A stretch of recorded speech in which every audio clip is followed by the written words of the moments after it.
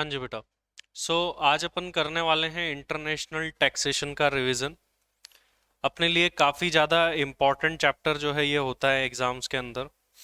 और 30-40 तक तो नॉर्मल है, और इवन एग्ज़ाम में 48 मार्क्स तक भी जो है इस चैप्टर का वेटेज रहा है, तो 48 नंबर तक भी जो है ये चैप्टर आ सकता है हमारे एग्ज़ाम।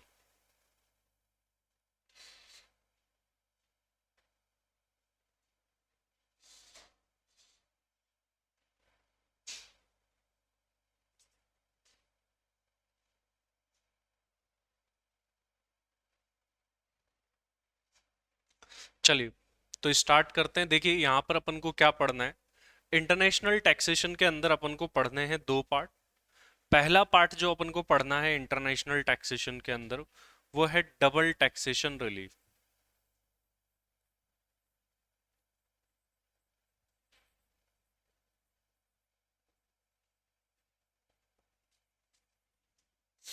और दूसरा पार्ट जो हमको पढ़ना है वो है ट्रांसफर प्राइसिंग। एग्जाम्स के अंदर दोनों पार्ट से ही क्वेश्चन आते हैं, चाहे वो डिटेरेबल डबल टैक्सेशन रिलीफ का हो या फिर ट्रांसफर प्राइसिंग का हो। दोनों जगह से ही क्वेश्चन हर एग्जाम में देखने को मिलते हैं। अब सबसे पहले अपन ये वाला पार्ट पढ़ने वाले हैं, देन अपन जो है वो ट्रांसफर प्राइसिंग पढ़ने वाले हैं। देखिए, इंटरनेशनल टैक्सेशन किस टाइप के ट्रांजैक्शंस के साथ डील करता है, जहां पर कोई ना कोई इंटरनेशनल मतलब दूसरी कंट्री का रूल आ रहा हो, या तो असेसी वहां का हो दूसरी कंट्री का, या फिर यहीं का कोई पर्सन दूसरी कंट्री में जाकर के इनकम अर्न करके ला रहा हो। ऐसा कुछ ट्रांजैक्शन हो रहा है जिसमें किसी दूसरे देश का रोल है, अदर कंट्री का रोल है, देन जो है वहां पर D T double A double taxation की या ट्रांसफर प्राइसिंग की बात जो है निकल करके आती है। चलिए पहले स्टार्ट करते हैं अपन डबल टैक्सेशन।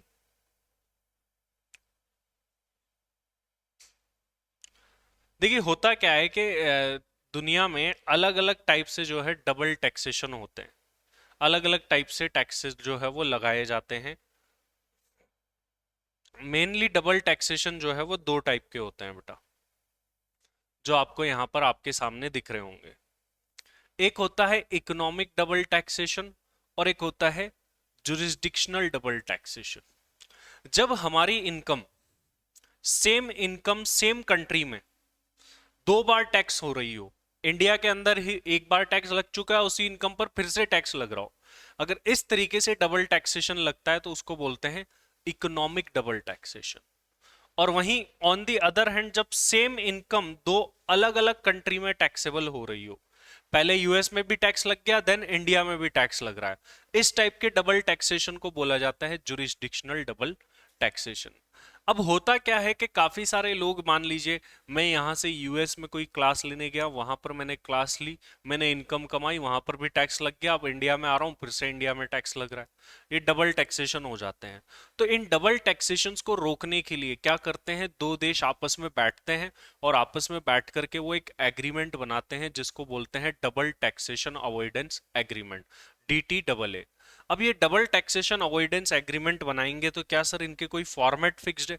DTAA बनाते टाइम क्या कोई फॉर्मेट फॉलो किया जाता है? Answer is yes. यहाँ पर मेनली तीन फॉर्मेट जो है वो फॉलो किए जाते हैं। पहला फॉर्मेट अपन देखें तो वो है OECD फॉर्मेट। ठीक है, OECD फॉर्मेट कब फॉलो किया जाता है? जब दो डेवलप्ड कंट्री आपस में बैठ करके DTAA बना रही है, तो कौन सा फॉर्मेट फॉलो करेंगे? वो OECD फॉर्मेट फॉलो करेंगे।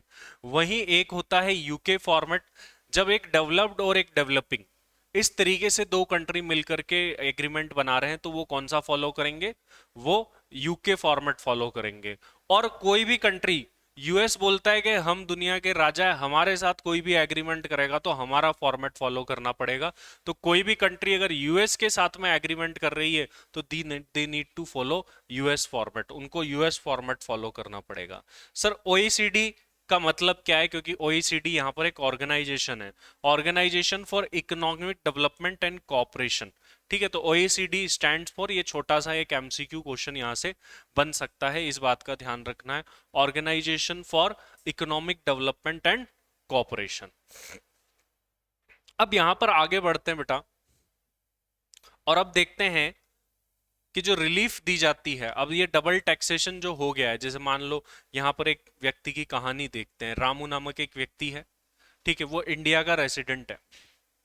इंडिया का रेसिडेंट है, इंडिया में इनकम कमाएगा, इंडिया टैक्स लेगी। और इंडिया के बाहर कमाएगा तो भी टैक्स लेगी, क्योंकि रेसिडेंट की तो वर्ल्ड वाइड इनकम पर टैक्स लगता है। भाई इंडिया उससे, आप यूएस में इनकम जाकर के कमा रहे हो, आज मैं यूएस में जाकर के कुछ कमाऊंगा तो भी इंडिया मुझसे टैक्स लेगा। क्यों लेगा, क्या रीजन है? क्योंकि मैं रेसिडेंट हूं। ठीक है, तो जो इंडिया दुनिया में टैक्स लगता है, नॉट ओनली इन इंडिया, दो बेस पे लगता है। एक तो रेसिडेंस बेसिस पर टैक्स लगता है, और एक सोर्स बेसिस पर टैक्स लगता है। अगर मैं आज यूएस में जाकर के कोई इनकम कमाता हूं तो यूएस भी मुझसे टैक्स लेगा, और इंडिया भी मुझसे टैक्स लेगा। सर यूएस क्यों टैक्स ले रहा है, आप तो वहां के रेसिडेंट ही नहीं हो। यूएस जो टैक्स ले रहा है वो सोर्स बेसिस पर टैक्स ले रहा है, कि तुम्हारी इनकम अक्रूड यूएस में हो रही है, तुम कमा यहां से रहे हो इस वजह से। और इंडिया मुझसे वापस आकर के टैक्स क्यों ले रहा है, क्योंकि मैं इंडिया का रेसिडेंट हूं। तो होता क्या है कि दूसरे देश सोर्स बेसिस पर टैक्स ले लेते हैं, वहां जाके कमाते हैं, और फिर इंडिया में आते हैं तो फिर से हमसे टैक्स ले लिया जाता है। तो ये डबल टैक्सेशन हो जाता है। ऐसा ही सेम वहां के लोगों के साथ भी होता है, जब वो यहाँ आएंगे तो इंडिया टैक्स ले लेगा, वहां जाएंगे तो यूएस फिर से टैक्स ले लेगा। अब इस चीज को खत्म करने के लिए और इस चीज को अवॉइड करने के लिए क्या बनाए जाते हैं, डीटीडबलए, डबल टैक्सेशन अवॉइडेंस एग्रीमेंट। अब जो इस चीजों को खत्म करने के लिए डीटीडबलए में क्या दी जाती है, रिलीफ्स दी जाती है, कि आपका डबल टैक्स जो लग रहा है वो कम हो जाए। रिलीफ दो सेक्शन में दी जाएगी, एक होता है सेक्शन 90 और एक होता है सेक्शन 91। जब दो देशों के बीच में डीटीडबलए एग्जिस्ट करता है, मान लो इंडिया और यूएस के बीच में डीटीडबलए एग्जिस्ट कर रहा है, तो सेक्शन 90 के अकॉर्डिंग जो है वो एग्जम्पशन दी जाएगी। और जब दो देशों के बीच में कोई डीटीडबलए नहीं होता है तो सेक्शन 91 के अकॉर्डिंग एग्जम्पशन दी जाती है। एग्जाम्स में ज्यादा फ्रिक्वेंसी अभी तक सेक्शन 91 की रही है, लेकिन ऐसा नहीं है कि एक ही आएगा, कभी भी कोई सा भी आ सकता है। तो पहली बात अपन करते हैं सर, यहां पर देखिए, ये बात है जब व्हेन देयर इज डीटीडबलए, जब डीटीडबलए एग्जिस्ट करता है। क्योंकि ऊपर अपन ने रामू का एग्जांपल लिया, यूएस गया कमाने, यूएस भी टैक्स ले रहा है सोर्स बेसिस पर, इंडिया में आया, इंडिया भी टैक्स ले रहा है रेसिडेंस बेसिस पर। अब क्या करें सर, इसको एग्जम्पशन दी जाएगी। एग्जम्पशन देने के अगर हम बात करें, डीटीडबलए एग्जिस्ट करता है तो दो मेथड होते हैं, एक होता है टैक्स एग्जम्पशन मेथड और एक होता है tax credit method. Tax exemption method और टैक्स क्रेडिट मेथड में क्या फर्क है? टैक्स एग्जम्पशन मेथड क्या बोलता है कि तुमने जितना भी फॉरेन में इनकम कमाई होगी ना, उस पर हम टैक्स ही नहीं लेंगे, एग्जम्प्ट कर देंगे यहाँ पर। लेकिन प्रैक्टिकल तरीका थोड़ा अलग है, उस पर बात करेंगे।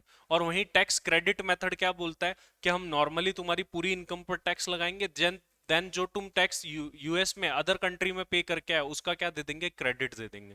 लेट से कि आपका टोटल टैक्स बन रहा है 1 लाख का, और यूएस में आप पे करके आए हो 20,000, तो वो बोल रहे 20,000 का क्रेडिट दे देंगे, बाकी का 80,000 तुमको पे करना पड़ेगा। अब ये प्रैक्टिकली कैसे होता है, इन पर बात करते हैं। पहला बात करते हैं टैक्स एग्जम्पशन मेथड। आखिर सर ये प्रैक्टिकली कैसे होता है टैक्स एग्जम्पशन मेथड, इस पर बात करेंगे। देखिए, तो टैक्स एग्जम्पशन मेथड के थ्रू आपको एग्जम्पशन और टैक्स पेबल निकालना है तो क्या करना पड़ेगा। देखिए, इस मेथड के अंदर क्या होता है, अभी अभी साफ साफ बोला गया कि ओनली एक कंट्री में ही टैक्स लगेगा और दूसरी कंट्री में इनकम क्या हो जाएगी, एग्जम्प्ट। तो हमको इसको एक बार पढ़ने से तो ऐसा लगता है, मान लो सर किसी ने 10 लाख की इनकम कमाई, 5 लाख की इनकम कहां पर है, इंडिया में, और 5 लाख की इनकम कहां पर है, यूएस में। तो इस मेथड के अकॉर्डिंग हमको पढ़ के ऐसा लगता है कि सर इंडिया वाली इनकम पर टैक्स लगा लो और फॉरेन वाली इनकम को छोड़ दो। लेकिन ऐसा बिल्कुल नहीं है, जो अपन सोचते हैं वैसा नहीं होता है। यहां पर क्या तरीका बताया गया है सर फिर, कि हमको करना क्या होगा टैक्स एग्जम्पशन मेथड के अंदर। टैक्स एग्जम्पशन मेथड के अंदर हमको क्या करना होगा, तो यहाँ पर मैंने आपको कुछ सिंपल सी स्टेप बताई थी रेगुलर क्लास में भी। यहाँ पर देखिए, आपको सबसे पहला काम क्या करना है, इस मेथड के अकॉर्डिंग अगर एग्जम्पशन निकालनी है तो आप क्या करो, असेसी की टोटल इनकम ले लो। जैसे मान लो रामू ने 5 लाख रुपए इंडिया में कमाए और 5 लाख रुपए यूएस में कमाए, 5 + 5 10 लाख रुपीज ले लो, ठीक है। 10 लाख रुपए पर आप क्या निकाल लो, टैक्स निकाल लो, ठीक है। 10 लाख पर टैक्स निकाल लिया। अब क्या करो कि इस 10 लाख पर टैक्स निकालने के बाद में, लेट से 10 लाख पर टैक्स बन रहा है हमारा 1,12,500 का, तो नॉर्मल, इस पे 4% एड ऑन करना, कितना आता है, 4% एड ऑन करो, इस पर कितना आता है,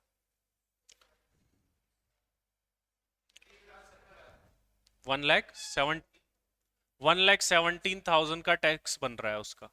ठीक है, कितने पर बन रहा है? 10 लाख पर। टैक्स रेट निकालो कितनी आती है इफेक्टिव? 11 पॉइंट।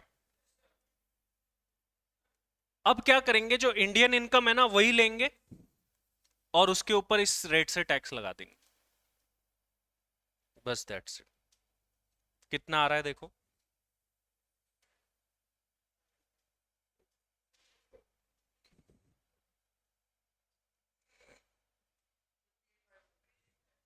58,500।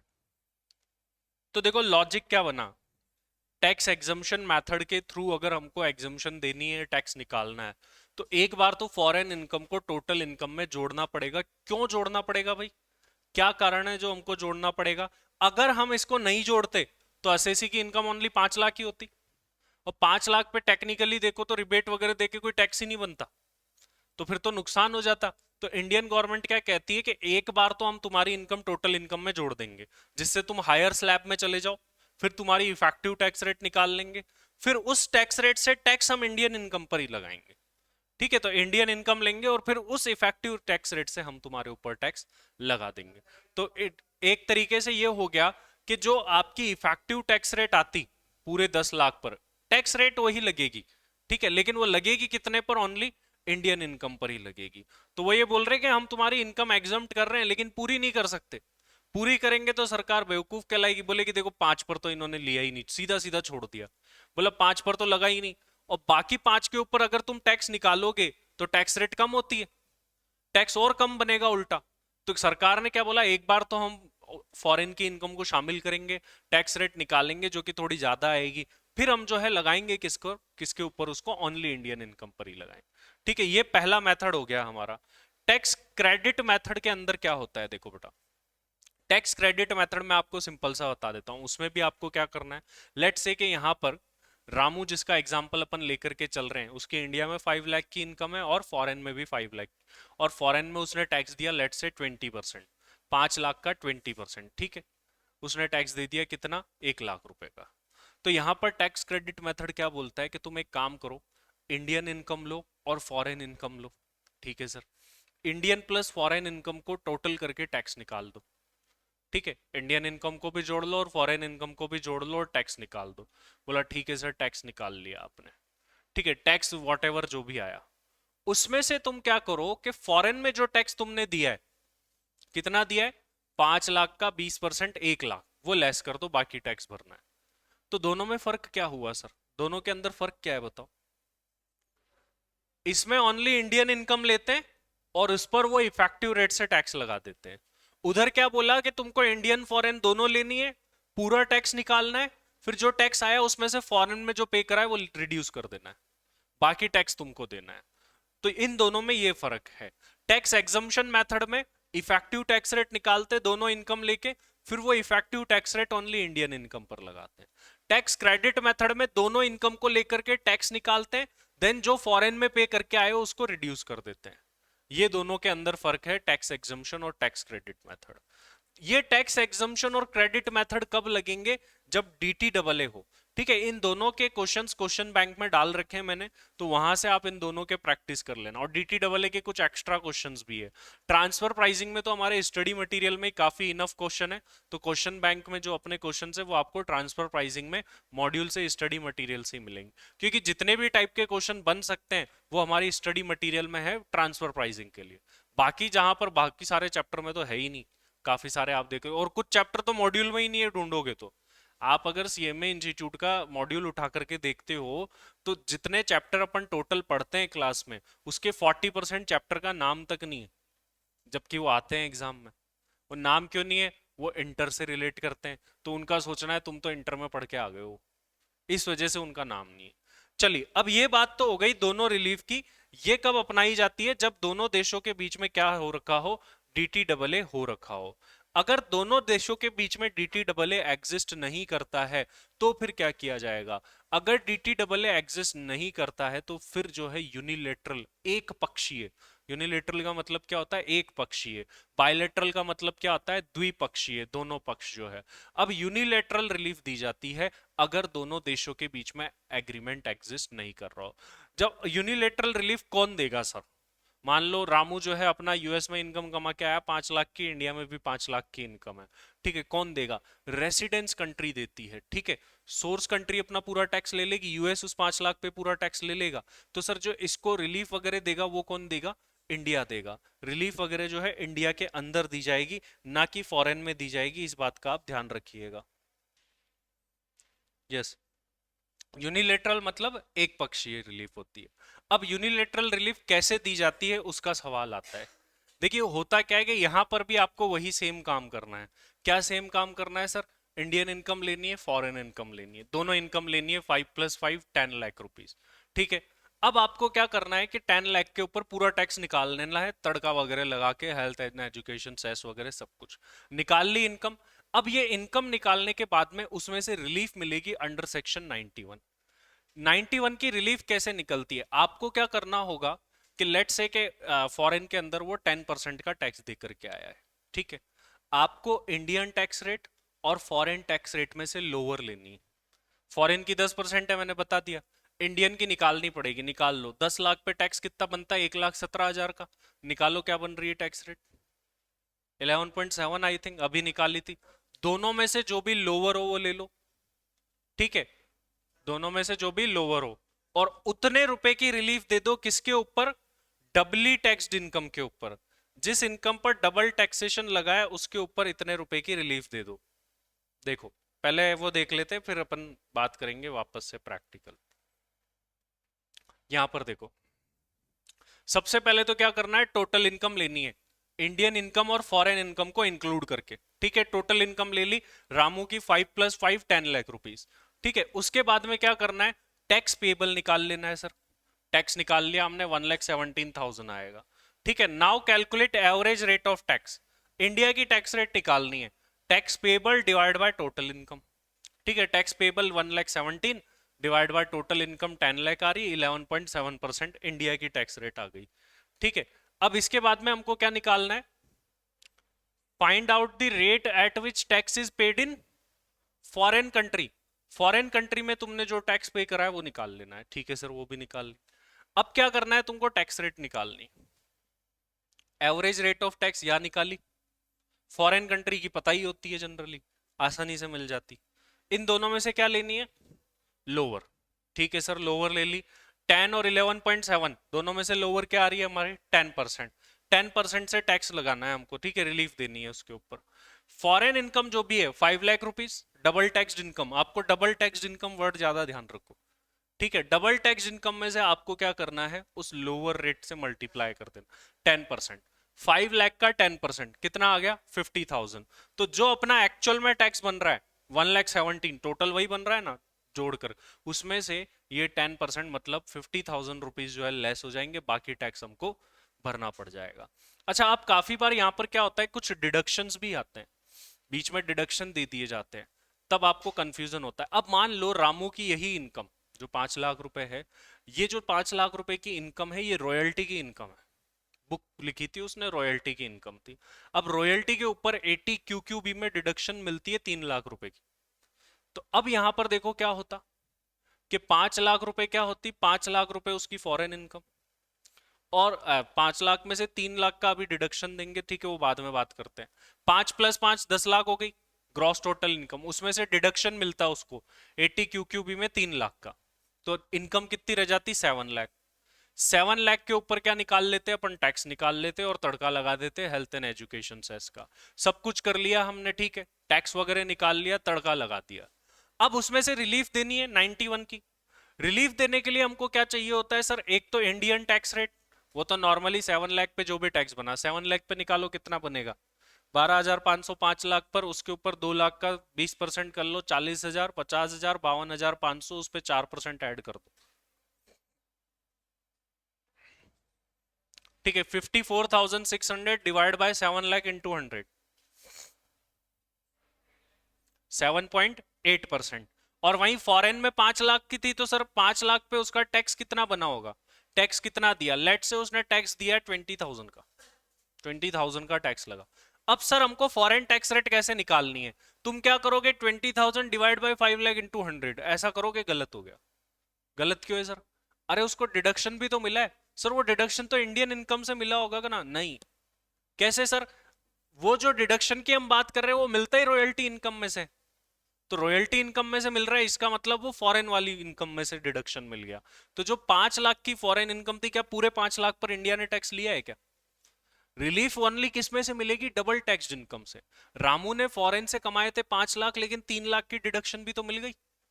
ठीक है, ऑब्वियस सी बात है।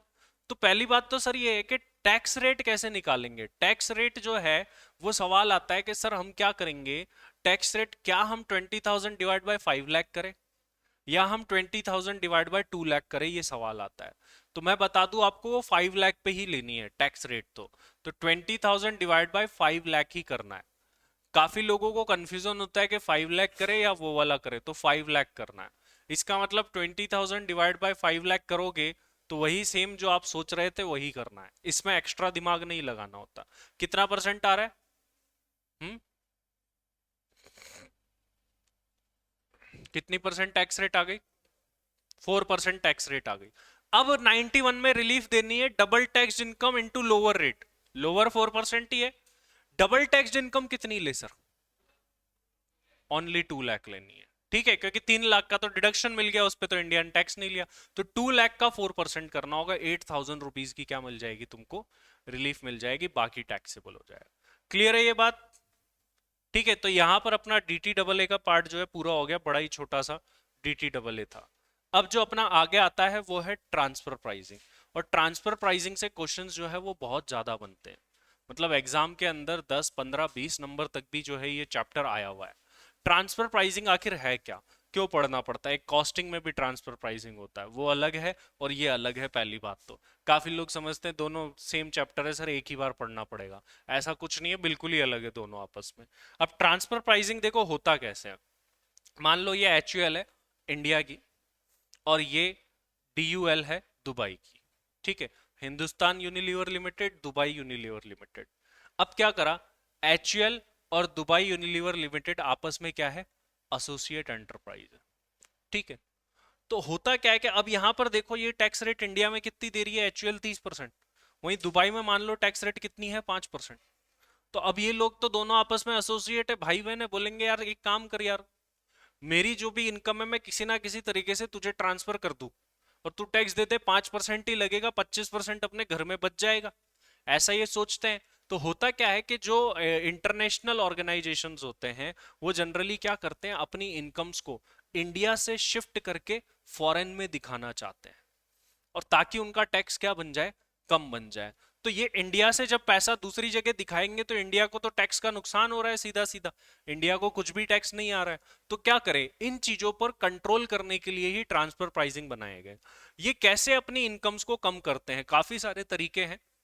मेन जो दो तरीके हैं वो क्या है, या तो अपनी एसोसिएट को सेल करेंगे कम रेट में, 100 रुपए की चीज 10 रुपए में ही शेयर सेल कर दी, तो ऑब्वियस सी बात है तुमको लॉस हो गया।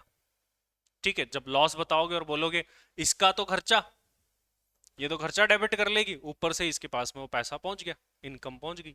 ठीक है, वो मटेरियल पहुंच गया। पर या फिर कई बार क्या होता है कि इंडिया की कंपनीज फॉरेन वाली कंपनीज से कुछ परचेज करती है महंगे में, महंगा खरीदेगी तो इसका खर्चा ज्यादा हुआ, तो ये खर्चा पूरा P&L में डेबिट करके प्रॉफिट को कम करेगी, और प्रॉफिट कम होगा तो टैक्स अपने आप कम होगा। तो देखिए दो मेन तरीके हैं यहाँ पर। पहला तरीका क्या है कि ये कंपनीज अपनी सेल वैल्यू को कम बताती है एसोसिएट के साथ, या फिर ये लोग क्या करते हैं कि अपनी जो परचेज करी है इन्होंने इन्होंने जो एसोसिएट से परचेज करी उसको ज्यादा रेट पर बताते हैं, ताकि इनका खर्चा बढ़ जाए, और खर्चा बढ़ने से क्या होगा, इनकी प्रॉफिट कम हो जाएंगे और टैक्स कम होंगे। अब इसके लिए ट्रांसफर प्राइसिंग का जो सेक्शन बना हुआ है, वो जो इसको बोल सकते हैं एक तरीके से मेनली बात करता है कि कब लगेगा, वो है सेक्शन 92, जिसको तुम चार्जिंग सेक्शन बोल सकते हो, कि भाई ट्रांसफर प्राइसिंग का चार्जिंग सेक्शन है। क्या बात करता है, देखिए, any international transaction between associate enterprise should be at arm's length price. मतलब एसोसिएट एंटरप्राइज के बीच में होने वाला हर एक इंटरनेशनल ट्रांजैक्शन किस पर होना चाहिए? आर्म्स लेंथ प्राइस पर होना चाहिए। आर्म्स लेंथ प्राइस मींस एक तरीके से फेयर प्राइस पर होना चाहिए, तुमको कोई भी ऐसा ऊपर नीचे घपला नहीं करना है। ये बात यहां पर बोली गई। तीन वर्ड यहां से निकल करके आते हैं, इंटरनेशनल ट्रांजैक्शन, एसोसिएट एंटरप्राइज और आर्म्स लेंथ प्राइस। ये होते क्या है, इन तीनों के बारे में हमको जानना पड़ेगा। तो अब आगे अपन जानने वाले हैं तीन इंपॉर्टेंट टर्म्स के बारे में। एसोसिएट एंटरप्राइज को डिफाइन किया गया है सेक्शन 92 ए में, इंटरनेशनल ट्रांजैक्शन को डिफाइन किया गया है सेक्शन 92 बी में, आर्म्स लेंथ प्राइस को डिफाइन किया गया है सेक्शन 92 सी में। तो ये तीन सेक्शंस पहले अपन को पढ़ने पड़ेंगे, then we will be able to move further, और फिर हम मेथड्स पढ़ेंगे ट्रांसफर प्राइसिंग के कौन से होते हैं। तो ये सिंपल शब्दों में इसका कंक्लूजन ये निकलता है कि एसोसिएट एंटरप्राइज के बीच में होने वाला ट्रांजैक्शन फेयर प्राइस पर होना। अब मान लो ट्रांसफर प्राइसिंग के प्रोविजंस की वजह से किसी एसईसी की इनकम कम हो रही है उल्टी, तो क्या कम हो सकती है? बताओ, नहीं हो सकती। कम नहीं हो सकती। अगर ट्रांसफर प्राइसिंग के प्रोविजन से इनकम बढ़ रही है एसएसी की तो ठीक है, ठीक है, लेकिन कम हो रही है तो ठीक नहीं है। मतलब ये वही वाला हिसाब है कि हमारा कुत्ता कुत्ता तुम्हारा कुत्ता टॉमी। तो वही सेम वाला हिसाब यहां पर है कि ऐसा ही होगा वरना नहीं होगा। कम नहीं हो सकती, बढ़ जरूर सकती है, ये बात आप ध्यान में रखेंगे। चलिए आगे बढ़ते हैं और सबसे पहले जानते हैं कि सर एसोसिएट एंटरप्राइज क्या होती है। और ये एक बहुत ही डिटेल टॉपिक है, एसोसिएट एंटरप्राइज क्या होती है। देखिए, एसोसिएट आप समझोगे कि सर जो बीच में किसी ना किसी तरीके से रिलेट करती हो वही होगी। अब होता क्या है कि दुनिया में इतने सारे दिमाग है, इतनी सारी कंपनीज है, सब अपने अलग अलग दिमाग लगाते हैं कि किसी तरीके से हम एसोसिएट ही ना बने, और एसोसिएट नहीं बनेंगे तो ट्रांसफर प्राइसिंग भी नहीं लगेगी और मजे हो जाएंगे। तो गवर्नमेंट ने भी लॉ बनाने में दिमाग लगाया, तो उन्होंने बहुत सारे केसेस यहाँ पर कवर करे कि ऐसा है तो भी तुम एसोसिएट हो, ऐसा है तुम तो भी एसोसिएट हो। वो अपन यहाँ पर देखने वाले। देखिए, पहला तो बड़ा सिंपल सा है कि एसोसिएट एंटरप्राइज कौन होंगे? जो एक दूसरे के बिजनेस में, मतलब डिसीजंस में, ठीक है, मैनेजमेंट में डायरेक्टली इनडायरेक्टली पार्टिसिपेट करते हैं, वो आपस में क्या होते हैं? एसोसिएट। लेकिन इसके अलावा भी कई सारे डीम्ड ट्रांजैक्शन है कि अगर ऐसा हो रहा है तो भी एसोसिएट ही माने जाओगे, ठीक है। ये डीम्ड एसोसिएट एंटरप्राइज है, मतलब इनमें से अगर तुम कुछ भी कंडीशन पूरी कर रहे हो, जो अपन आगे पढ़ने वाले हैं बहुत सारी, if you are fulfilling any condition from all of this, तो भी तुम क्या माने जाओगे? एसोसिएट माने जाओगे। पहली कंडीशन ध्यान से समझिएगा, one enterprise hold at least 26% shares और voting power of another enterprise. मतलब ये एक ए लिमिटेड है, ए लिमिटेड बी लिमिटेड में 26% या उससे ज्यादा के शेयर्स होल्ड करता है, वोटिंग पावर होल्ड करता है, तो ए और बी आपस में क्या हो जाएंगे? एसोसिएट एंटरप्राइज हो जाएंगे। बड़ा सिंपल सा काम, ठीक है। नेक्स्ट देखिए केस क्या बोल रहा है। Any person holds 26% shares of each of such enterprise. Each of such enterprise का मतलब क्या? देखो, ये दो कंपनी है, ए लिमिटेड बी लिमिटेड, और एक ये रामू है। रामू ए के अंदर 30% होल्ड करता है, दोनों एसोसिएट है। बी लिमिटेड में 30% होल्ड करता है, तो रामू और बी एसोसिएट है। इसी के साथ साथ बोला ए और बी भी क्या है? एसोसिएट होगी। ए और बी भी आपस में क्या होगी? एसोसिएट। तो यदि एक ही व्यक्ति किन्हीं दो एंटरप्राइज की 26% या उससे ज्यादा की होल्डिंग करके रख रहा है, तो वो व्यक्ति और वो एंटरप्राइज तो एसोसिएट है ही, वो दोनों एंटरप्राइज भी आपस में क्या होंगे? एसोसिएट। दो नहीं या पांच भी हो सकते हैं, पांच की होल्ड कर रहा है तो पांचों आपस में क्या होंगे? एसोसिएट होंगे। नेक्स्ट देखिए क्या है। नेक्स्ट पॉइंट है, one enterprise appoints more than half of the board of director. एक एंटरप्राइज दूसरे एंटरप्राइज की आधे से ज्यादा बोर्ड ऑफ डायरेक्टर को अपॉइंट कर रहा है, या फिर एक या एक से ज्यादा एग्जीक्यूटिव डायरेक्टर्स को अपॉइंट कर रहा है, तो भी वो आपस में क्या बन जाएंगे? एसोसिएट। पहले पॉइंट तो क्या बोला? आधे से ज्यादा बोर्ड ऑफ डायरेक्टर को, नॉर्मल डायरेक्टर्स, उनको अपॉइंट कर रहे हो, और इवन एक भी एग्जीक्यूटिव को अपॉइंट कर रहे हो, तो आप आपस में क्या बन जाओगे? एसोसिएट। जैसे एक एग्जांपल समझो, ए लिमिटेड एक कंपनी है और बी लिमिटेड कंपनी है। बी लिमिटेड में टोटल डायरेक्टर 11 है। इन 11 में से 6 डायरेक्टर ए लिमिटेड ने अपॉइंट करे, मोर देन हाफ। तो फिर ए और बी आपस में क्या हो जाएगी, एसोसिएट। अब मान लीजिए यहां पर 11 डायरेक्टर में से 2 एग्जीक्यूटिव है और एक ए ने अपॉइंट करा है सिर्फ, बताओ होंगे कि नहीं, तो भी हो जाएंगे। क्यों? क्योंकि एग्जीक्यूटिव तो अगर एक भी अपॉइंट करते हो तो भी आपको क्या माना जाएगा, एसोसिएट माना जाएगा। चलिए अगला पॉइंट देखते हैं। नेक्स्ट पॉइंट क्या है, any person appoints more than half of the BOD और वन और more executive director each of such enterprise. ऊपर सेम पॉइंट आया था ना, ईच ऑफ सच एंटरप्राइज, वैसा का वैसा ही देखो। ये एक व्यक्ति अपना रामू, ए लिमिटेड में टोटल 12 डायरेक्टर है, 7 इसने अपॉइंट कर रखे हैं।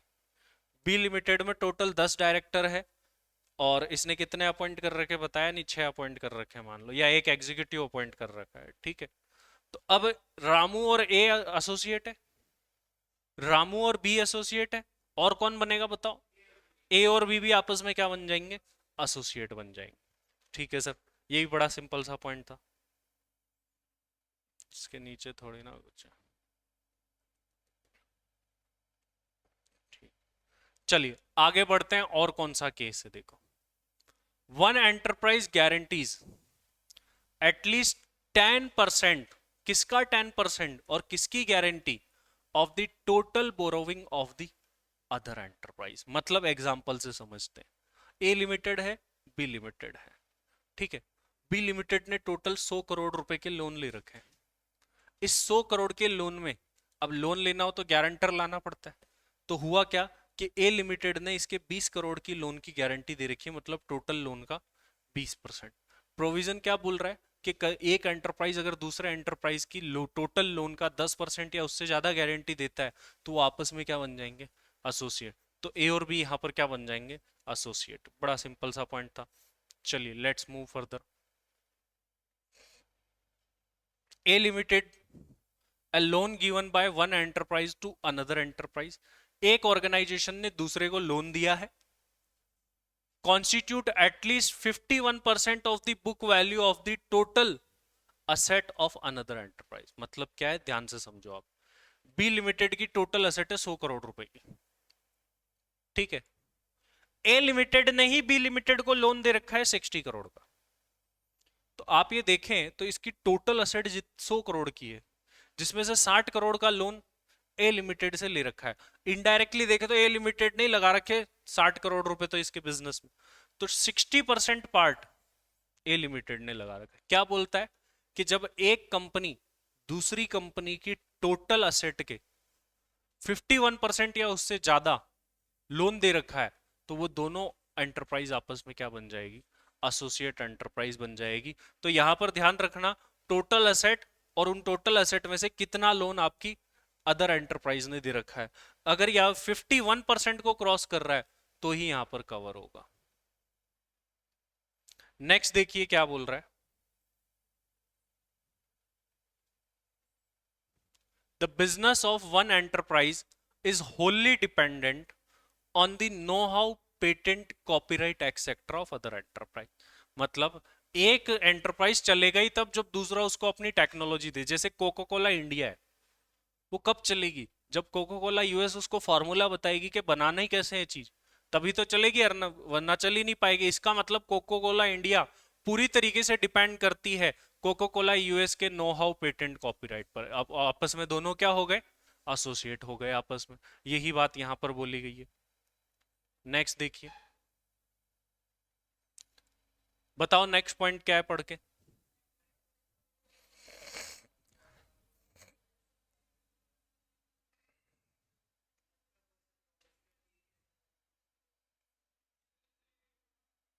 सिर्फ मटेरियल खरीदना ही इनफ है? हम्म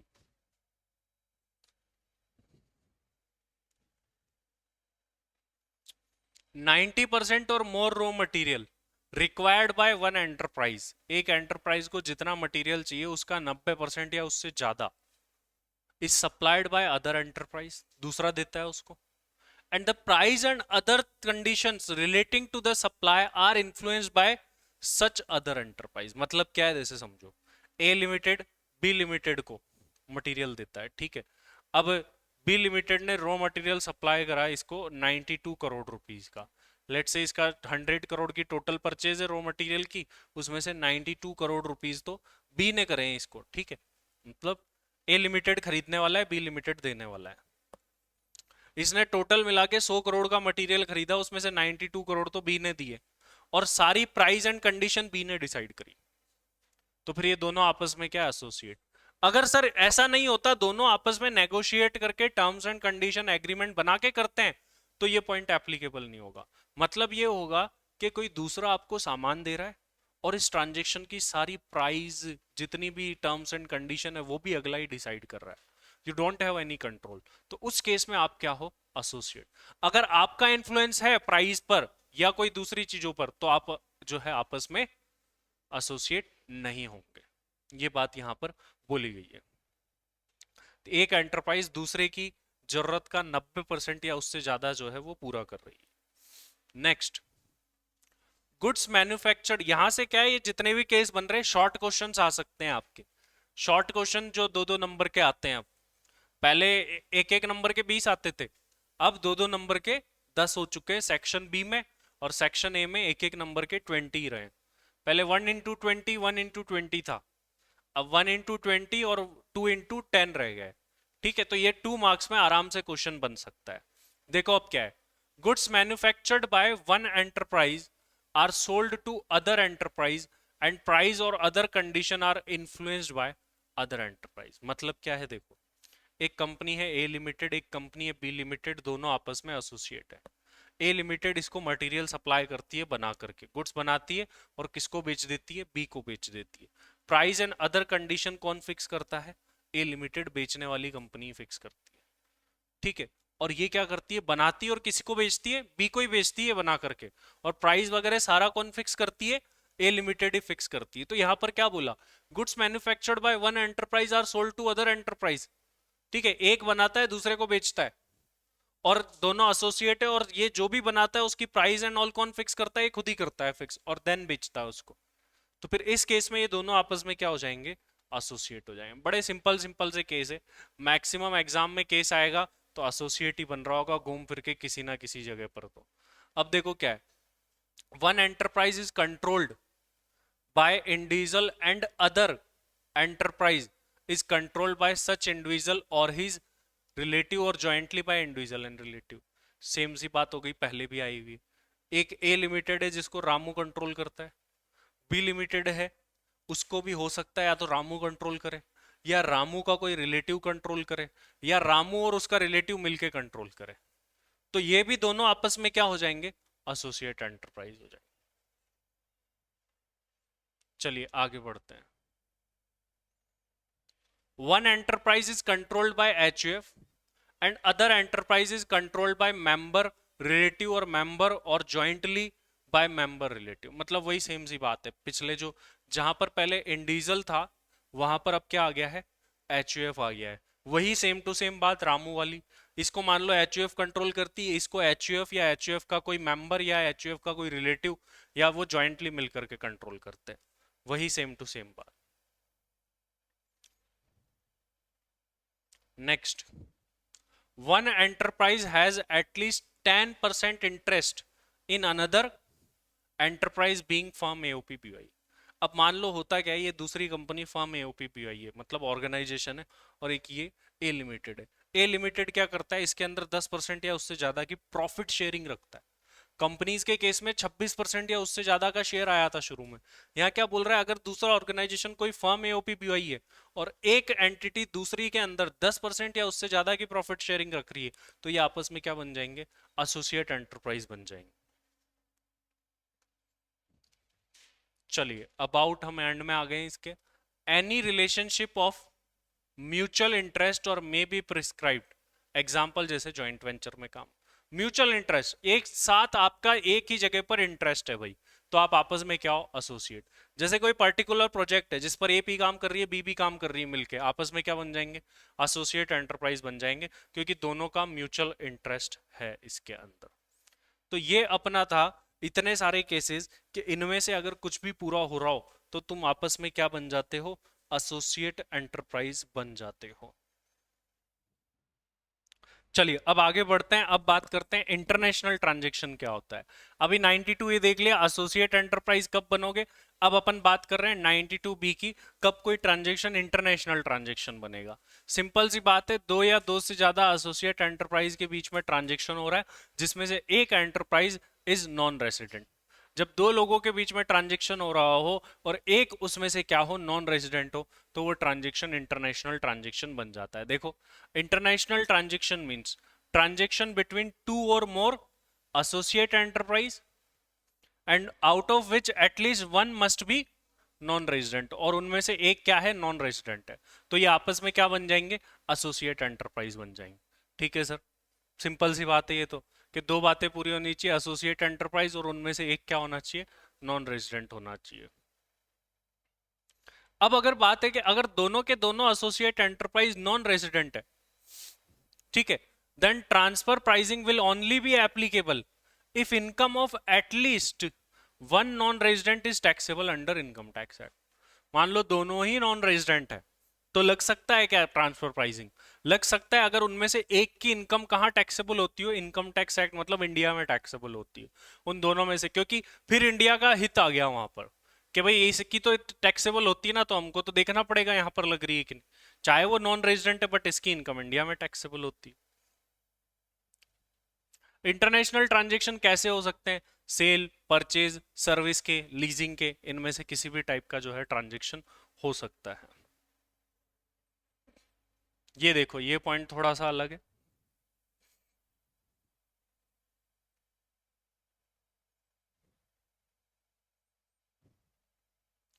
transaction carried out between enterprise and unrelated person shall be deemed to be international transaction। Transaction किसके बीच में हो रहा है, एक ए लिमिटेड है उसके और एक थर्ड पर्सन के बीच में। ए और बी रिलेटिव है, दोनों के बीच में नहीं हो रहा, दोनों एसोसिएट है, ए और बी दोनों एसोसिएट है, बट ट्रांजेक्शन ए का किसके साथ हो रहा है, थर्ड पर्सन के साथ। बोल रहे इसको भी हम इंटरनेशनल ट्रांजेक्शन मान लेंगे, कब, जब ये बात पूरी हो रही हो। देखो, अ प्रायर एग्रीमेंट, आपके बीच में क्या था, एक प्रायर एग्रीमेंट था, किस बात को लेकर के प्रायर एग्रीमेंट था, between associate enterprise and unrelated person, terms of transaction determined by associate, दोनों के बीच में। मतलब एक एग्जांपल से समझाता हूं मैं आपको, यहां पर देखो, एक कंपनी है रिलायंस इंडिया, एक कंपनी है रिलायंस यूएस। रिलायंस इंडिया और यूएस आपस में क्या है, एसोसिएट एंटरप्राइज है।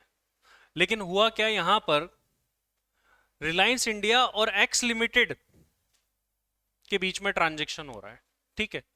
अब ये थर्ड पर्सन कोई भी हो, रेसिडेंट भी हो सकता है, नॉन रेसिडेंट, इन दोनों के बीच में ट्रांजेक्शन हो रहा है, बट इन दोनों के बीच में जो ट्रांजेक्शन होगा उसका एग्रीमेंट और उसकी टर्म्स एंड कंडीशन इस व्यक्ति की इसके साथ नहीं बल्कि इसके साथ बने थे, इसके साथ पहले से डिसाइड हुई थी। ठीक है, मतलब ये हो गया कि कोई व्यक्ति कोको कोला इंडिया के साथ में ट्रांजेक्शन कर रहा है, बट उस ट्रांजेक्शन का एग्रीमेंट, टर्म्स, कंडीशन उसने किसके साथ बैठ के बनाए थे, कोको कोला यूएस के साथ बैठ के बनाए। तो इसका मतलब ये हो गया कि वो ट्रांजेक्शन इंडिया वाली कोक और यूएस वाली कोक के बीच में ही हो रहा है और वो इंटरनेशनल ट्रांजेक्शन होगा। इसी तरीके से रिलायंस इंडिया, रिलायंस यूएस आपस में क्या है, एसोसिएट एंटरप्राइज है, थर्ड पर्सन के साथ में रिलायंस इंडिया ट्रांजेक्शन कर रहा है, ठीक है। अब ये ट्रांजेक्शन थर्ड पर्सन के साथ कर रहा है तो इंटरनेशनल में नहीं आना चाहिए, और कुछ भी एसोसिएट तो है ही नहीं क्योंकि दोनों। लेकिन फिर भी क्या बोला कि अगर इस ट्रांजेक्शन के लिए प्रायर एग्रीमेंट था between Reliance US and x limited regarding this transaction, दोनों ने मिलकर आपस में पहले से प्रायर में एग्रीमेंट कर रखा था। तो ये बात यहां पर बोली गई है कि इसको भी क्या मान लिया जाएगा, इंटरनेशनल ट्रांजेक्शन मान लिया जाएगा। चलिए आगे बढ़ते हैं। अब 92C आता है आर्म्स लेंथ प्राइस के बारे में, कि आर्म्स लेंथ प्राइस कैसे निकाले, क्या होती है, ये सारी बातें आती है सेक्शन 92C में, computation of arms length price, ALP. यहीं से प्रैक्टिकल क्वेश्चन बनता है। देखिए बेटा, चलिए आगे बढ़ते हैं। चलो, आर्म्स लेंथ प्राइस क्या होती है, देखो आर्म्स लेंथ प्राइस होती है फेयर प्राइस जिसके ऊपर ट्रांजेक्शन होना चाहिए था।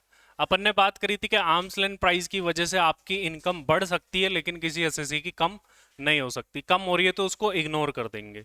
ठीक है, अब यहां पर ऑर्गेनाइजेशन, जैसा कि मैंने आपको शुरू में भी बताया था, दो तरीके से टैक्स चोरी की कोशिश करते हैं।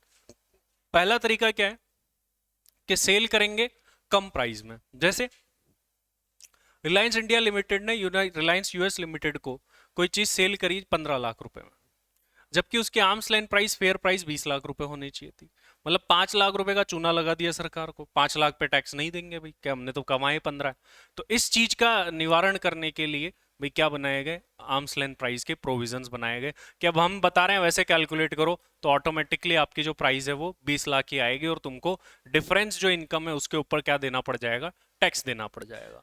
और वहीं दूसरी तरफ देखें तो यहां पर क्या होता है कि ज्यादा ज्यादा प्राइस में परचेज करिए, सेल करिए। एसोसिएट को 25 लाख में सेल करी, जबकि आर्म्स लेंथ प्राइस 20 ही थी। हमको कोई दिक्कत ही नहीं है, क्योंकि तुम ज्यादा कमा रहे हो तो दिक्कत नहीं है, कम इनकम बता रहे हो तो दिक्कत है। ठीक है, जो हमने बात करी थी पहले भी कि इस केस में कोई एडजस्टमेंट होगा ही। अब वहीं ऑन दी अदर हैंड मान लीजिए रिलायंस इंडिया रिलायंस यूएस से कोई चीज खरीदती है, गुड्स खरीदती है, मटेरियल खरीदती है, और वो जो प्राइस है उसकी वो है 10 लाख रुपीज, उसने 10 लाख में खरीदा है, लेकिन fair market value arms length price 20 lakh है उसकी। तो मान लीजिए 20 लाख तो खरीदा है और आर्म्स लेंथ प्राइस 10 लाख है, तो 10 लाख रुपए की चीज को 20 लाख में क्यों खरीद रही है बताओ, क्या होगा इससे? इससे उसका पीएनएल में खर्चा बढ़ जाएगा परचेज का, और खर्चा बढ़ने से प्रॉफिट क्या हो जाएगा, कम हो जाएगा, और प्रॉफिट कम होता है तो फिर ऑब्वियस सी बात है आपका टैक्स भी कम होता है। तो इन्हीं चीजों के लिए बनाए गए हैं आर्म्स लेंथ प्राइस के कैलकुलेशन के कुछ मेथड जो हमारे सामने हमको दिख रहे हैं। सबसे पहला मेथड होता है हमारा कंपेरेबल अनकंट्रोल्ड प्राइस मेथड, जिसको हम कप मेथड के नाम से भी जानते हैं। अभी इसको पढ़ेंगे प्रैक्टिकली, यहां से एक शॉर्ट क्वेश्चन भी बन सकता है।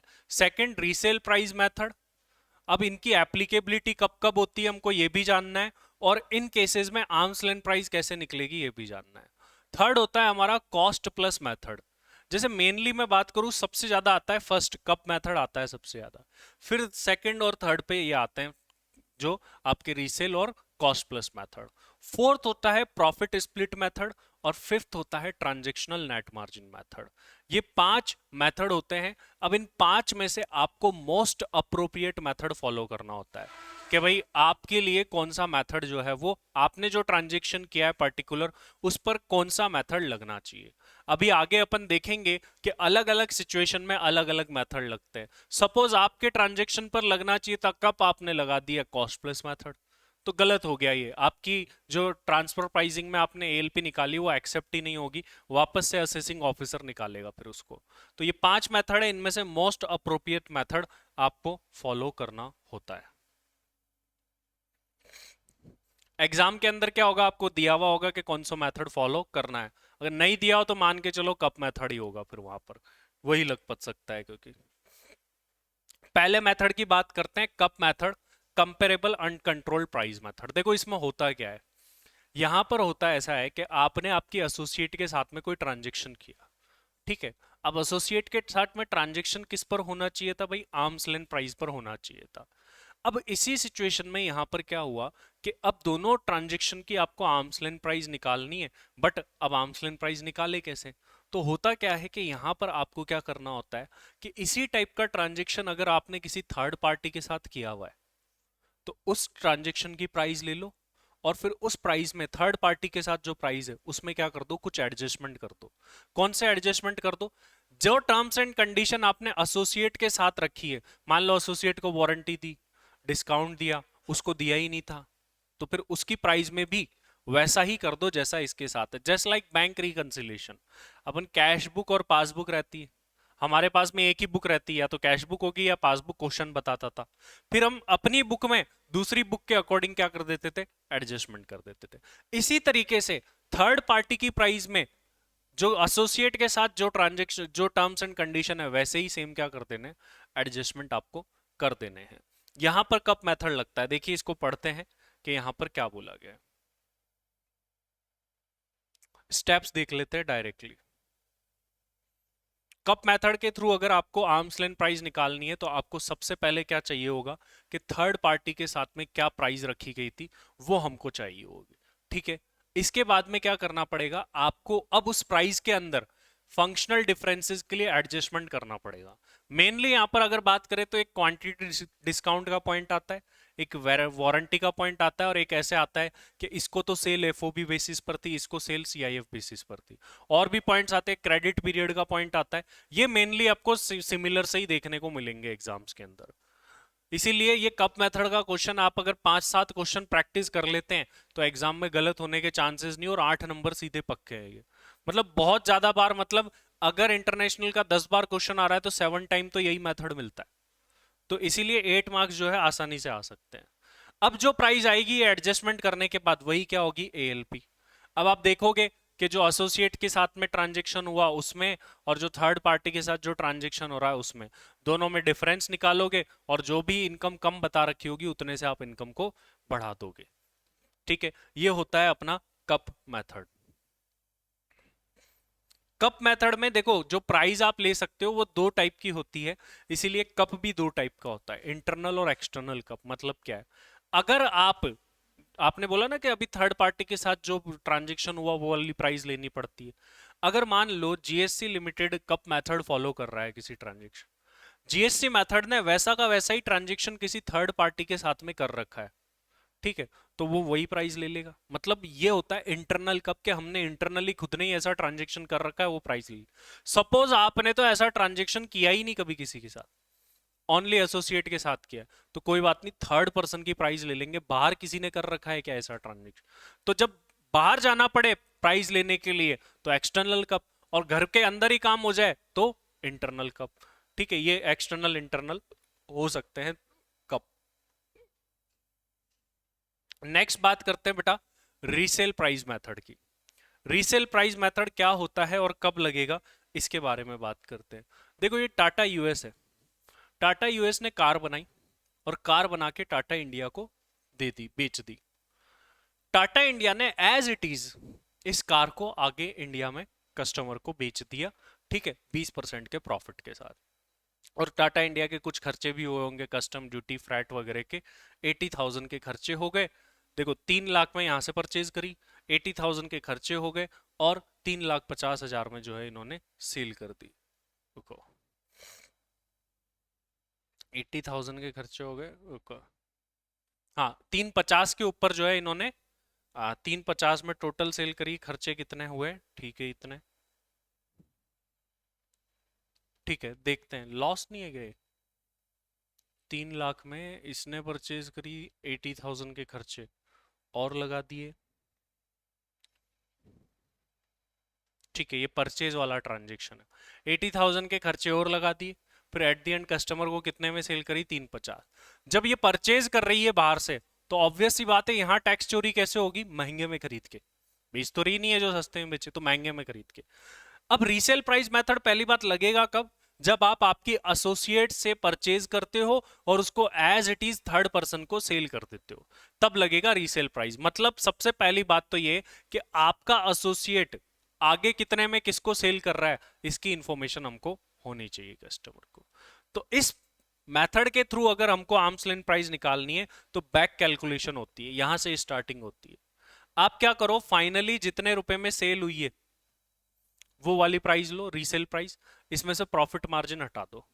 और अब प्रॉफिट मार्जिन आपको मान लो जीपी मार्जिन इसको बोलते हैं, वो 20% दे रखा है। कई बार ऐसे होता है 20% ऑन कॉस्ट बोला हो, 20% ऑन सेल्स बोला हो, तो हमको कौन सा लेना है भाई, हम प्राइस कौन सी ले रहे हैं, सेल प्राइस, तो जीपी मार्जिन भी कौन सा लेना चाहिए, सेल वाला ही लेना चाहिए। तो मान लीजिए आप ध्यान रखिएगा, ऑन कॉस्ट दे रखा है तो उसको ऑन सेल्स कन्वर्ट करना पड़ेगा और वही वाला जीपी मार्जिन लेना पड़ेगा। ठीक है, तो ये मान लीजिए 20% जीपी मार्जिन था, वो हमने हटा दिया, तो पीछे प्राइस बची 2,80,000। 280 में करना चाहिए था, हम बोल रहे, बोले नहीं नहीं 280 में सब ये इसके खुद के खर्चे भी तो हटाओ जो इसने एडिशनली कर दिए, बोला वो भी हटा दिए। तो हमारे अकॉर्डिंग अगर बैक कैलकुलेशन करके देखे तो इसकी खरीद कितने में होनी चाहिए थी, 2 लाख में, जो आगे बेच रही है उस हिसाब से। हमने इसका प्रॉफिट हटा दिया और प्रॉफिट के अलावा खर्चे भी हटा दिए। सब हटाने के बाद में 2 लाख में खरीदना था आपको, भैया आपका प्रॉफिट खर्चे सब निकल जाते हैं, ठीक है, लेकिन इसने 3 लाख में खरीदा, ज्यादा में खरीदा 1 लाख रुपए में, क्यों? क्योंकि प्रॉफिट कम करना था, परचेज ज्यादा बतानी थी, परचेज ज्यादा बताते तो ऑब्वियस सी बात है टाटा इंडिया का प्रॉफिट क्या हो रहा था, कम। तो लेकिन हम ये होने नहीं देंगे, 1 लाख रुपए क्या किए जाएंगे उसकी इनकम में, पर कार के 1 लाख रुपए ऐड ऑन कर दिए जाएंगे। अब ऐसी 1000 कारें थी तो 1000 कारों पर ही एडजस्टमेंट होगा। तो रीसेल प्राइस मेथड कब लगता है? जब एसोसिएट एंटरप्राइज उस मटेरियल को, उस गुड्स को एज इट इज आगे किसी थर्ड पार्टी को सेल कर देता है, तब लगता है। आर्म्स लेंथ प्राइस कैसे निकालनी होती है? जितने में आपने थर्ड पार्टी को आगे सेल किया है वो प्राइस लो, उसमें से जीपी मार्जिन हटाओ, फिर जो वैल्यू बचती है उसमें से जो भी एडिशनल खर्चे करे हैं इसने वो हटा दो, जो प्राइस आएगी वही आर्म्स लेंथ प्राइस होगी। अब परचेज प्राइस और आर्म्स लेंथ प्राइस में कंपेयर कर लो और इनकम में एडजस्टमेंट कर दो। इसके बाद में नेक्स्ट आता है कॉस्ट प्लस मेथड। ये तो मैंने आपको रेगुलर क्लास में लिखवा ही रखे कि कैसे करना है। प्राइस लेनी है, जीपी मार्जिन हटाना है, उसमें से खर्चे हटाने हैं, आर्म्स लेंथ प्राइस आ जाएगी। चलिए कॉस्ट प्लस मेथड के पास में चलते हैं। देखो कॉस्ट प्लस मेथड जनरली कब लगता है? कि जब एक एंटरप्राइज दूसरे एंटरप्राइज के लिए कोई गुड्स बना रहा है, जनरली यहाँ सॉफ्टवेयर का होता है, सॉफ्टवेयर बना रहा है दूसरे के लिए, ठीक है, और दे रहा है। जैसे यहाँ पर देखो इन्फोसिस इंडिया ने सॉफ्टवेयर डेवलप करा, सॉफ्टवेयर डेवलप करके किसको दे दिया? इन्फोसिस यूएस को दे दिया, ठीक है। इस टाइप का ट्रांजेक्शन है कि आप एसोसिएट एंटरप्राइज को कोई चीज बना करके दे रहे हो। तो इस केस में जो है this method is applicable one enterprise manufacture goods और software and sell it to its associate enterprise. अब हमको ये जानना है कि कितने में सेल होना चाहिए था। लेट्स से इसने तो 10 लाख में सेल करा, अब हमारे अकॉर्डिंग कितने पे होना चाहिए था? आर्म्स लेंथ प्राइस क्या है? ये किसके थ्रू निकलेगी? Cost plus method. Cost plus method बड़ी सिंपल सी बात बोलता है, तुम क्या करो, इन्फोसिस इंडिया की कॉस्ट निकालो और उसमें जो भी उसका ग्रॉस प्रॉफिट होता है होना चाहिए था वो ऐड कर दो, इतने में बेचना था। लेट्स से कि इसकी कॉस्ट आई है 10 लाख और उसके ऊपर ये 100% प्रॉफिट कमाती है, तो 20 लाख में देना चाहिए था, इसने मान लो इसको 5 में ही दे दिया, तो ऑब्वियस सी बात है 15 लाख रुपए कम में दिया है। सेल कम बताने के लिए, प्रॉफिट कम बताने के लिए हम उसकी इनकम में 15 लाख रुपए ऐड ऑन कर देंगे। देखो यहां पर क्या होता है, इसको पढ़ते हैं, how to calculate arm's length price. और ये बहुत ही टेक्निकल मेथड होता है practical question. Take direct cost और इनडायरेक्ट कॉस्ट लेनी है किसकी? जो इंडिया वाली एंटिटी है जो बना करके सेल कर रही है उसकी डायरेक्ट इनडायरेक्ट कॉस्ट ले लो। ठीक है सर, ले ली। उस कॉस्ट में आपको क्या करना है? नॉर्मल जीपी मार्जिन को ऐड करना है बस। और जीपी मार्जिन ऑन कॉस्ट लोगे या ऑन सेल्स प्राइस लोगे? ऑन कॉस्ट लेंगे क्योंकि ये कॉस्ट के ऊपर ऐड हो रहा है। अब होता क्या है कि जो जीपी मार्जिन हमको दिया होता है वो जनरली थर्ड पार्टी के साथ में, भाई इन्फोसिस इंडिया ने ऐसा सॉफ्टवेयर किसी थर्ड पार्टी के लिए बनाया होगा, उसका जीपी मार्जिन दे रखा है। अब क्या वो जीपी मार्जिन ले ले एज इट इज? नहीं ले सकते। क्यों? क्योंकि जो हमने यूएस वाली के साथ ट्रांजेक्शन किया है उसकी टर्म्स एंड कंडीशन और थर्ड पार्टी के साथ वाली टर्म्स एंड कंडीशन डिफरेंट होगी। तो हमको यहां पर जीपी का जो परसेंटेज होता है उसी में क्या करने पड़ते हैं? एडजस्टमेंट। जीपी मार्जिन को एडजस्ट करना पड़ता है, इसीलिए यहां पर जो ऐड होता है वो होता है एडजस्टेड जीपी मार्जिन। तो जीपी मार्जिन में मेनली क्वांटिटी डिस्काउंट, वारंटी और क्रेडिट पीरियड के आपको पॉइंट मिलेंगे, उसमें एडजस्टमेंट करने होते हैं। तो कॉस्ट में एडजस्टेड जीपी मार्जिन ऐड करो, आर्म्स लेंथ प्राइस आ जाती है। और एडजस्टेड जीपी मार्जिन निकालना एक चैलेंज होता है, उसमें यहाँ पर कोई ऐसा रूल नहीं है कि किसको ऐड करना है किसको लेस करना है, जैसा कोई रूल नहीं है। आपका खुद का माइंड चलाना पड़ेगा कि यार ये जीपी मार्जिन में ऐड होना चाहिए क्योंकि इससे तो प्रॉफिट बढ़ रहा है, इससे प्रॉफिट कम हो रहा है। एडजस्टमेंट किस में करोगे भाई? आपका जो जीपी मार्जिन है उसी को एडजस्ट करोगे, किसके अकॉर्डिंग? थर्ड पार्टी के अकॉर्डिंग। मतलब हमारे पास में जीपी मार्जिन होगा, उसको same terms and condition same चीजों में ले जाना पड़ेगा जो थर्ड पार्टी के साथ आपने करी थी उसमें।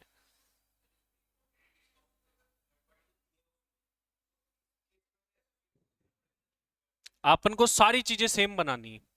थर्ड पार्टी के साथ कुछ था, क्वांटिटी डिस्काउंट था, वारंटी था, क्रेडिट पीरियड था, थर्ड पार्टी को दिया है तो इसको भी देना पड़ेगा। लेकिन इसको अब अमाउंट वाइज नहीं दे सकते, इसका एडजस्टमेंट किसके ऊपर डालना पड़ेगा? जीपी मार्जिन पर, कि यार ऐसा इसके साथ करते तो जीपी कम हो रहा है या बढ़ रहा है, वो सोचना पड़ता है प्रैक्टिकली। जब तक आप 4-5 क्वेश्चन नहीं कर लोगे, पहली बात तो इसका एक क्वेश्चन लो उसको 3 बार करो, तब जाके तो आपका दिमाग खुलेगा कि हाँ ऐसा कुछ होता है, ऐसे इंपैक्ट आते हैं, देन आप जो है इसके क्वेश्चन कर पाओगे। तो कॉस्ट प्लस मेथड काफी टेक्निकल है प्रैक्टिकल क्वेश्चन वाइज देखा जाए तो। वैसे तो इसका कंटेंट देखो तो कितना छोटा था, कुछ था ही नहीं, लेकिन वैसे टेक्निकल है। ये कुछ एग्जाम्पल है जो कि अपन रेगुलर क्लास में भी करते हैं, अभी अपने पास इतना टाइम तो नहीं है कि कर पाए। नेक्स्ट आते हैं प्रॉफिट स्प्लिट मेथड पर। प्रॉफिट स्प्लिट मेथड कब लगता है? यस, जब दो या दो से ज्यादा एसोसिएट एंटरप्राइज मिलकर के किसी एक कॉमन प्रोजेक्ट के ऊपर काम करते हैं, तब क्या लगता है? प्रॉफिट स्प्लिट मेथड लगता है। अब होता क्या है कि जनरली ये लोग एक साथ काम करते हैं, पहले फिर प्रॉफिट कमाते हैं।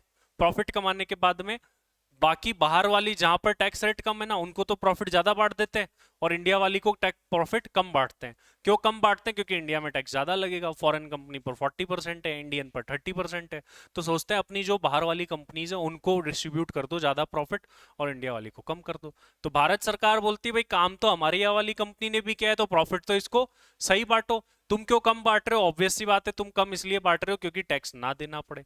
तो इस समस्या के निवारण के लिए बनाया गया है प्रॉफिट स्प्लिट मेथड। कब लगेगा? जब टू और more associate enterprise works together on a common project as a joint venture, then in this situation profit split method will be applicable. यहां पर प्रॉफिट स्प्लिट मेथड लगेगा। कैसे लगेगा इसका एग्जांपल भी करेंगे अपन। देखो प्रॉफिट स्प्लिट मेथड सिंपल सा है। क्या बोलता है? तुम इंडिया वाली कंपनी की कॉस्ट लो और उसमें जो उसका प्रॉफिट बनता है वो ऐड कर दो, बस इतने रुपए उसको मिलने चाहिए थे। सिंपल सी बात। लेट्स से कि इंडिया वाली कंपनी की कॉस्ट 80,000 आ रही थी, प्रॉफिट में उसका हिस्सा 40,000 बनता है, तो 1,20 मिलने चाहिए थे। आपने 1 लाख ही दिए उसको, तो 20,000 रुपए और उसकी इनकम में जोड़ो और दो। तो अब होता क्या है कि भाई प्रॉफिट कैसे बांटा जाए, इसका डिसीजन कैसे होता है? भाई जिसने जितना काम किया, जितनी रिस्क ली, जितना पैसा लगाया, जितने अपने लेबर लगाए, उसके अकॉर्डिंग मिलना चाहिए। तो ये इसी बेसिस पर दिया जाता है, कैपिटल एम्प्लॉयड और रिस्क टेकन के बेसिस पर प्रॉफिट बांटा जाता है। कैसे बांटा जाता है आइए एक एग्जांपल करते हैं। देखो यहां पर क्या है, ए बी और सी तीन एसोसिएट एंटरप्राइज है। तीनों क्या कर रहे हैं? As a joint venture work कर रहे हैं किसी कॉमन प्रोजेक्ट के ऊपर। अब यहां पर क्या हुआ कि वैल्यू ऑफ प्रोजेक्ट कितनी थी? $5 लाख। पूरा का पूरा प्रोजेक्ट था। इसमें ए लिमिटेड जो कि एक इंडियन कंपनी है, इसको कितने मिले? 1 लाख रुपीज। ठीक है, शेयर ऑफ ए लिमिटेड यहां पर आगे जुड़ जाएगा। The ratio risk taken capital employed man power employed का रेशियो था 40:20:40। मतलब ए बी सी का जो रेशियो है वो 40:20:40, मतलब प्रॉफिट इस रेशियो में बटना चाहिए था इनके बीच। और कॉस्ट जो ए लिमिटेड ने इनकर करी है इस प्रोजेक्ट में वो $80,000 है, और टोटल प्रोजेक्ट की कॉस्ट कितनी आई है? $3 लाख आई। अपन को सबसे मेन काम क्या करना है कि ए लिमिटेड का जो भी प्रॉफिट में हिस्सा बनता है वो जोड़ना है बस। कॉस्ट तो हमको पता है ए की 80 आई है, प्रॉफिट निकाल लो, प्रॉफिट में ए का हिस्सा निकाल लो और जोड़ दो। अच्छा बताओ प्रोजेक्ट कितने का था टोटल? 5 लाख। और प्रोजेक्ट की कॉस्ट कितनी है टोटल? प्रॉफिट कितना हुआ? $2 लाख का प्रॉफिट तीनों में बंटना है 40:20:40 के रेशियो में। ठीक है, तो अगर आप बांटोगे तो कितना कितना आएगा ए बी सी में? 40:20:40, 80:40 और 80 आएगा। तो इसका मतलब ये हो गया कि ए लिमिटेड की कॉस्ट थी $80,000 प्लस उसको प्रॉफिट मिलना चाहिए था $80,000। टोटल मिला के उसको कितने मिलने चाहिए थे? $1,60,000। दिए कितने उसको? ओनली $1 लाख ही दिए। तो मतलब 60,000 रुपए से उसकी इनकम को बढ़ा देंगे। देखो यहां पर क्या हुआ, यहां पर अपन ने क्या करा, सबसे पहले हमने निकाला ये प्रॉफिट। अब यहां पर जो है ये प्रॉफिट का हिस्सा हमने तीनों में बांट दिया। तीनों में प्रॉफिट का हिस्सा बांटने के बाद हमको ए का पता चल चुका है, तो ए की कॉस्ट इतनी, प्रॉफिट इतनी, 1,60,000 आना चाहिए था। तो आर्म्स लेंथ प्राइस 160 बनती है। एक्चुअल में इसको 1 लाख दिए गए, तो 60,000 रुपए और इसकी इनकम में जोड़े जाएंगे, बढ़ाए जाएंगे। एक और तरीका होता है इसका, बड़ा सिंपल है, लेकिन उसमें क्या होगा, काफी शॉर्ट हो जाता है और फिर मार्क्स अलॉट नहीं होंगे। सर 5 लाख का प्रोजेक्ट था, डायरेक्ट ही 40:20:40 में बांट दो। 40:20:40 में बांटोगे तो कितना आएगा? 2 लाख आ रहा है। तो काफी लोग क्या करते हैं, सर ये तो बड़ा शॉर्ट था, ऐसे ही कर देते हैं ना, कि 5 लाख में 40% हिस्सा इसका बन रहा है। तुम निकाल रहे हो कितना आ रहा है? 2 लाख, जबकि उधर 2 लाख आ रहा था क्या? उधर तो 160 ही आया। तो सर क्या ये शॉर्ट तरीका हमको अपनाना चाहिए? नहीं, शॉर्ट तरीका अपनाओगे गलती हो जाएगी सीधी सीधी। क्योंकि हो सकता है प्रॉफिट तो आप इस रेशियो में बांट लो, लेकिन कॉस्ट तो सबकी अलग अलग है ना। और कॉस्ट और प्रॉफिट जुड़ के ही सही प्राइस आती है। तो कभी भी ऐसे एक्स्ट्रा दिमाग मत लगाना, डायरेक्ट इस प्राइस का ही हम कर ले। ये था अपना profit split method. Next method आता है transactional net margin method. Transactional net margin method क्या होता है? सिंपल सा मेथड है। ये बोलता है कि आप जो ट्रांजेक्शन कर रहे हो वैसा का वैसा ही ट्रांजेक्शन किसी और पार्टी ने सिमिलर सिचुएशन में, सिमिलर सर्कमस्टांसेस में किया हुआ है क्या? बोले हाँ किया हुआ है। अगर किया हुआ है तो तुम क्या करो, ट्रांजेक्शन की कॉस्ट लो और ऑपरेटिंग प्रॉफिट मार्जिन ऐड कर दो सिमिलर प्लेयर। मान लो सिप्ला कंपनी है एक, वो कोई एक ट्रांजेक्शन करती है, ठीक है, वो फार्मा की कंपनी है। एक और कंपनी मान लो रेनबेक्सी। सिप्ला ने कोई ट्रांजेक्शन किया, उसके ऊपर कोई सा भी मेथड नहीं लग रहा, ये वाला लग रहा है ट्रांजेक्शनल नेट मार्जिन। ये मेथड क्या बोलता है कि आपको क्या करना है, under this method for calculation profit of the particular transaction, operating profit margin of similar player in the similar industry in the similar circumstances will be taken of calculation of arm's length price। और कैसे लेना है, बड़ा simple है।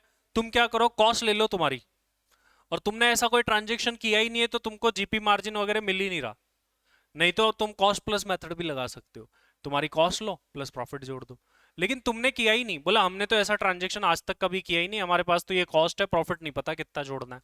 तो बोला कोई बात नहीं, आपके जैसा ही कोई प्लेयर होगा इंडस्ट्री में, उसका जो प्रॉफिट मार्जिन है सिमिलर सर्क्यूमस्टांसेस में, सिमिलर सिचुएशन में, वो लो और जोड़ दो, आपकी आर्म्स लेंथ प्राइस आ जाएगी।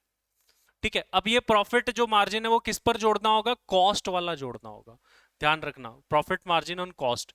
ये मैंने यहाँ पर रेगुलर क्लास में बता भी रखा है कि भाई सेल्स टू कॉस्ट कैसे चेंज होती है रेट। मान लो आपको जीपी मार्जिन ऑन सेल्स दे रखा हो, ऑन कॉस्ट लाना हो तो कैसे लाओगे, ऑन कॉस्ट दे रखा है तो सेल्स पर कैसे लाओगे। काफी सारे लोग रटते हैं कि कॉस्ट पर इतना तो सेल्स पर इतना, सेल्स पर इतना तो कॉस्ट पर इतना। रटना नहीं है, सिंपल सा काम है, सेल्स टू कॉस्ट ले जाना है, R upon 100 minus R into 100 कर दो, और कॉस्ट टू सेल्स ले जाना है 100 R upon 100 plus R into 100 कर दो। और कॉस्ट की रेट सेल्स की रेट से ऑलवेज ज्यादा ही होगी, ठीक है, क्योंकि भाई प्रॉफिट ऑन कॉस्ट तो ज्यादा ही होगा ना एज कंपेयर टू सेल्स के साथ देखा जाए तो। ये आपको बातें ध्यान में रखनी। ये अपने मेथड्स हो गए भाई। अब ये मेथड्स होने के बाद में क्या होता है कि हम आर्म्स लेंथ प्राइस निकालते हैं। सपोज हमने कप मेथड लगाया किसी ट्रांजेक्शन पर, और कप मेथड लगाने के बाद में हमने क्या करी, एक से ज्यादा आर्म्स लेंथ प्राइस आ गई अपनी। अब एक से ज्यादा आर्म्स लेंथ प्राइस आ गई तो क्या करें, 5 आर्म्स लेंथ प्राइस आ गई, 4 आर्म्स लेंथ प्राइस आ गई तो क्या करें। तो यहां पर हमारा अगला कंसेप्ट आता है rule 10CA, when more than one arms length price is determined by most appropriate method. हमने कब मेथड फॉलो करना था, किया, और एक से ज्यादा आर्म्स लेंथ प्राइस आ गई। तो अब क्या करेंगे, इस सिचुएशन में आपको क्या करना है। अगर देखो आपकी arms length price more than 1 है लेकिन 5 तक है, तो बोला बहुत सिंपल है, तुम क्या कर लो, एवरेज कर लो। क्या कर लो, एवरेज कर लो उनका। 4 आर्म्स लेंथ प्राइस है, चारों का क्या कर लो, एवरेज कर लो। अब उस एवरेज को आपकी जो एक्चुअल प्राइस है उसके साथ कंपेयर करो, चलो वो अभी देखते हैं प्रैक्टिकल में, वहां आएगा। और अगर आपकी 5 से ज्यादा आ रही है, 6 या 6 से ज्यादा आ रही है, तो क्या लगाना होगा आपको, रेंज कंसेप्ट लगाना। रेंज कंसेप्ट ऐसा है जिसका सेपरेटली क्वेश्चन बन सकता है एग्जाम। अब देखो आपकी टोटल 4 प्राइस आई, लेट से एक निकली 100, एक 110, एक 90 और एक 120। तो क्या बोल रहा है, तुम्हारी एक्चुअल जो प्राइस है ना वो 105 है, और जो तुमने आर्म्स लेंथ प्राइस निकाली वो 4 निकल गई। तो क्या बोला, इनका एवरेज कर लो। एवरेज करो, कितना आता है, एवरेज निकालो कितना आता है। हाँ, सिंगल ट्रांजेक्शन की 4-5 निकल गई, कितना आ रहा है ये एवरेज भी, 105 ही आ गया क्या। रुको, फर्स्ट वाले का 110 कर दो,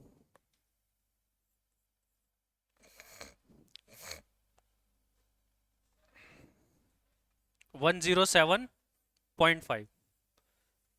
देखो बोला अगर आपकी 6 से कम आती है तो एवरेज निकालो, बोला एवरेज निकाल दिया। बोला अब क्या करो कि आपकी इस एवरेज को चेक करो, आप एक्चुअल ट्रांजेक्शन प्राइस का 3% निकालो, ये आपका एक टॉलरेंस बैंड है। 105 का 3% निकालोगे कितना आता है, 3.15।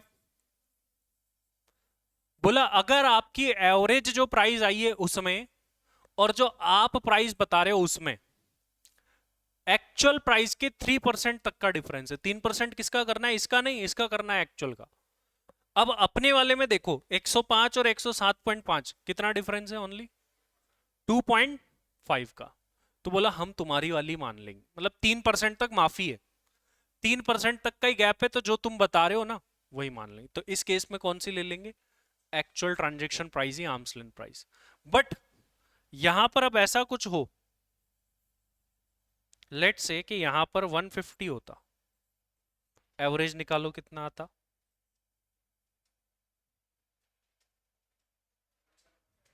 11।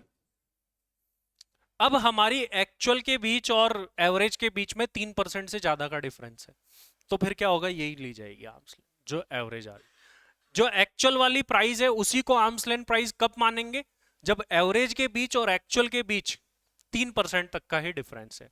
If this difference is more than 3%, तो फिर जो है, जो एवरेज आ रही है वही लीजिए।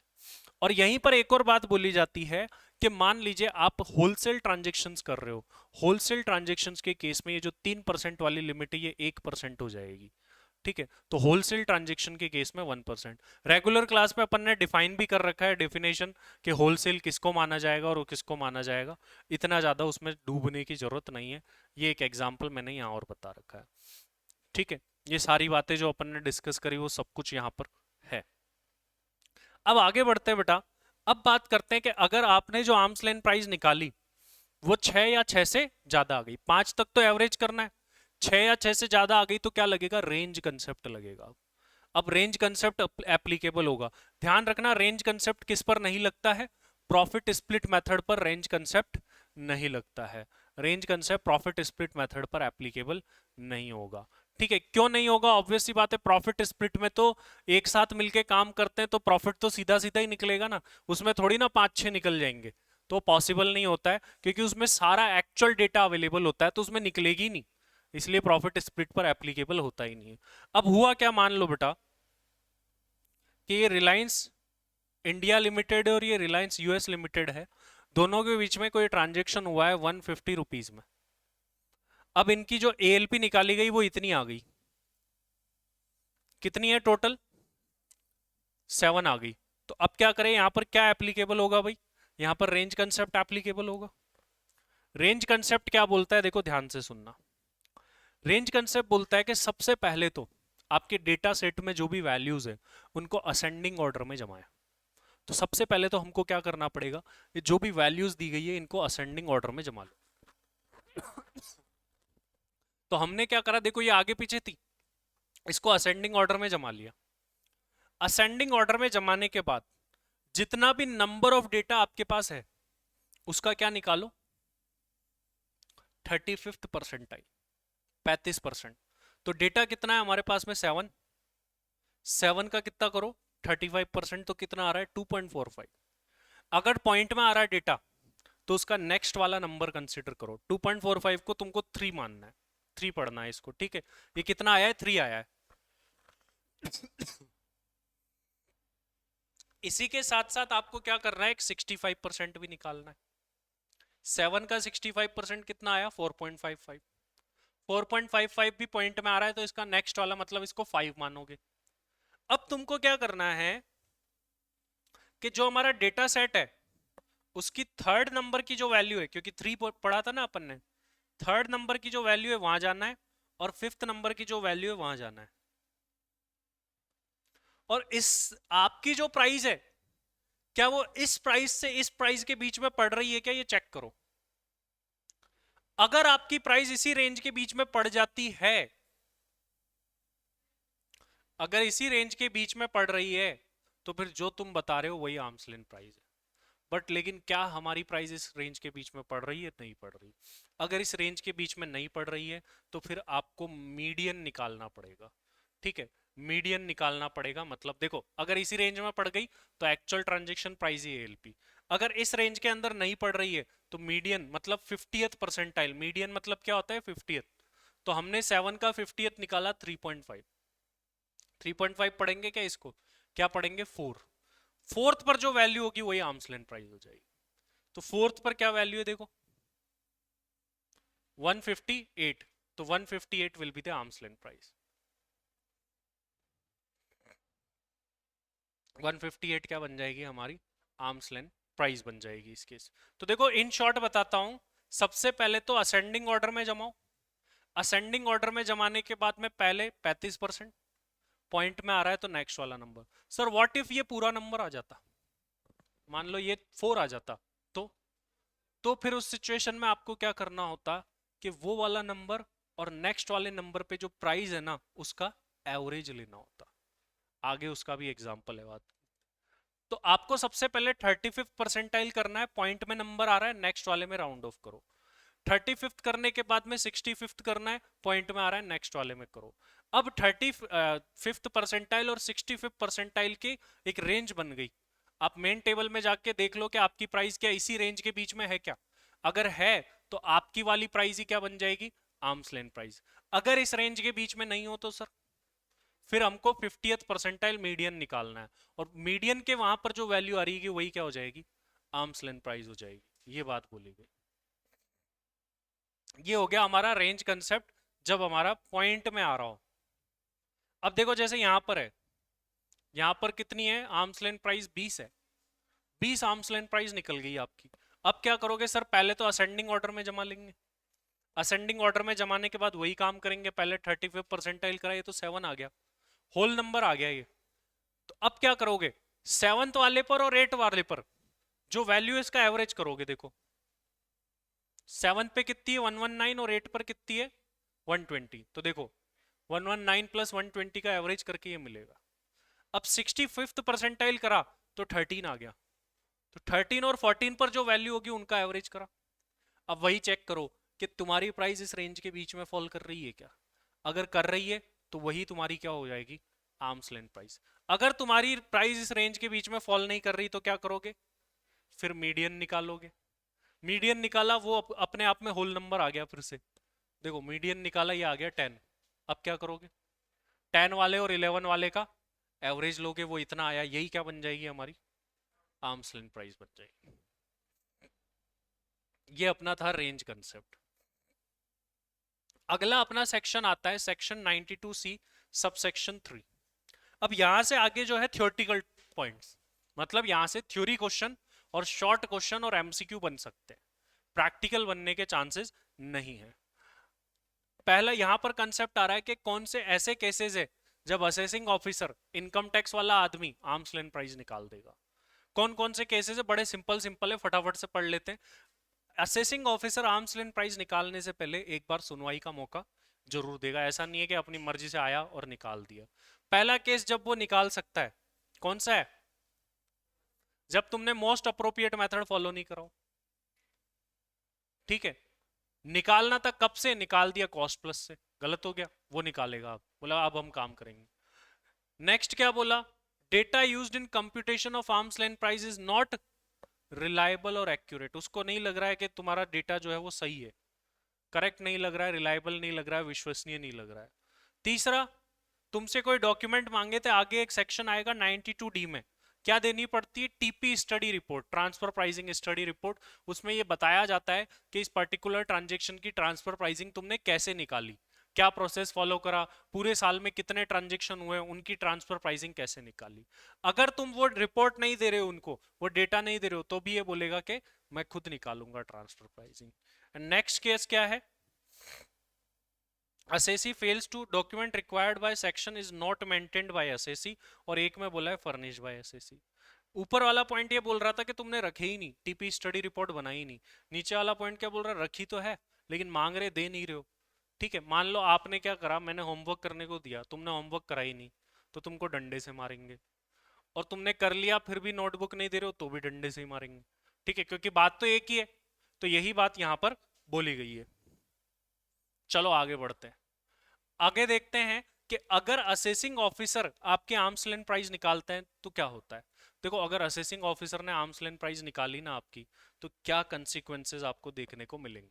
देखो मान लीजिए आपकी पहले आर्म्स लेंथ प्राइस आ रही थी, जैसे इसी ट्रांजेक्शन को देख लेते हैं, सेल प्राइस जो है आपने बताई 20 लाख रुपए। ठीक है,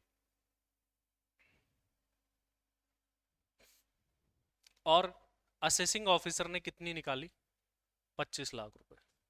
ठीक है, फाइनल बात क्या है सर इसकी, मतलब क्या है, ए लिमिटेड की इनकम कितनी मानेंगे? 25, क्योंकि वो 20 ही बता रही है सेल, लेकिन 25 मानेंगे क्योंकि आर्म्स लेंथ प्राइस 25 आ रही है। दूसरी बात क्या है, यहां पर बी लिमिटेड एक बात बोल रहा है, ध्यान से समझना। बी लिमिटेड ये बोल रहा है कि सर आपने ए लिमिटेड की सेल प्राइस 20 से बढ़ा के 25 कर दी, तो सर मेरी जो परचेज कॉस्ट है वो भी 20 से बढ़ा के 25 कर दो ना। क्यों? क्योंकि जब तुम ये मान रहे हो कि उसने 25 में बेचा है, तो फिर सर मेरा भी जो 20 की जगह है वो कितना मानो? परचेज 25 मानो। इनकम टैक्स वाले बोले हमको बेवकूफ समझे हैं क्या? पहले तो तुम गलती कर रहे हो, ऊपर से फिर हमको गलत काम कर रहे हो, और फिर बोल रहे हो इधर से हम तुमको वापस वो बेनिफिट दे देंगे, तो बात वहीं की वहीं रह गई, खत्म ही नहीं हुई। तो हुआ क्या कि बात ये बनी ओवरऑल कि अगर एक असेसी की इनकम चेंज होती है तो दूसरे असेसी की इनकम पर कोई फर्क नहीं पड़ेगा। इसकी सेल प्राइस बढ़ गई तो तुम ये नहीं कहोगे कि सर इसकी सेल प्राइस ज्यादा तो फिर मेरी परचेज भी ज्यादा होनी चाहिए, इसकी सेल 25 में तो मेरी भी 25। नहीं नहीं नहीं, बोला तुमने जो बताई थी उतनी रहेगी, तभी तो सजा मिलेगी, तभी तो तुम सुधरोगे। वरना तो तुम बाद में फिर से बोलोगे यार कोई बात नहीं, बाद में तेरी बढ़ेगी तो मेरी भी खर्चा बढ़ जाएगा, कोई मतलब। दूसरी बात जो कि पहले भी आ चुकी थी शुरू में और अभी फिर से बता देता हूं, जो इनकम हमारी बढ़ाई जाती है, बढ़ी हुई इनकम में से किसी भी प्रकार का डिडक्शन नहीं मिलता है। आपकी इनकम आपने बताई थी 20 लाख, असेसिंग ऑफिसर ने उसको बढ़ा के कितना कर दिया? 25 लाख। 20 लाख में से आप कोई भी डिडक्शन ले सकते हो। सेक्शन 10 AA आगे भी पढ़ेंगे सेज की, चैप्टर 6A की, ठीक है, 80D वगैरह जो भी लेनी है, 80G वगैरह सब ले सकते हो। लेकिन जो 5 लाख रुपए एक्सेस इनकम बढ़ाई गई है, बढ़ाई हुई इनकम में से कोई डिडक्शन नहीं मिलता, सीधे 5 लाख पे टैक्स लगेगा। इस लाइन को याद रख लेना, लिख के रख लेना, क्वेश्चन बन सकता है कि जो इनकम इंक्रीज की जाती है उस इनकम के अंदर से कोई सा भी डिडक्शन नहीं मिलता है। यही बात मैंने यहां पर बता रखी है जो मैंने आपको अभी समझा दी। नेक्स्ट अपना टॉपिक आता है स्पेसिफाइड डोमेस्टिक ट्रांजेक्शन। देखिए होता क्या है कि जो ट्रांसफर प्राइसिंग है वो हमने पढ़ा था कि जब दो एसोसिएट एंटरप्राइज के बीच में इंटरनेशनल ट्रांजेक्शन होता है तो वो ट्रांसफर प्राइसिंग में कवर होता है।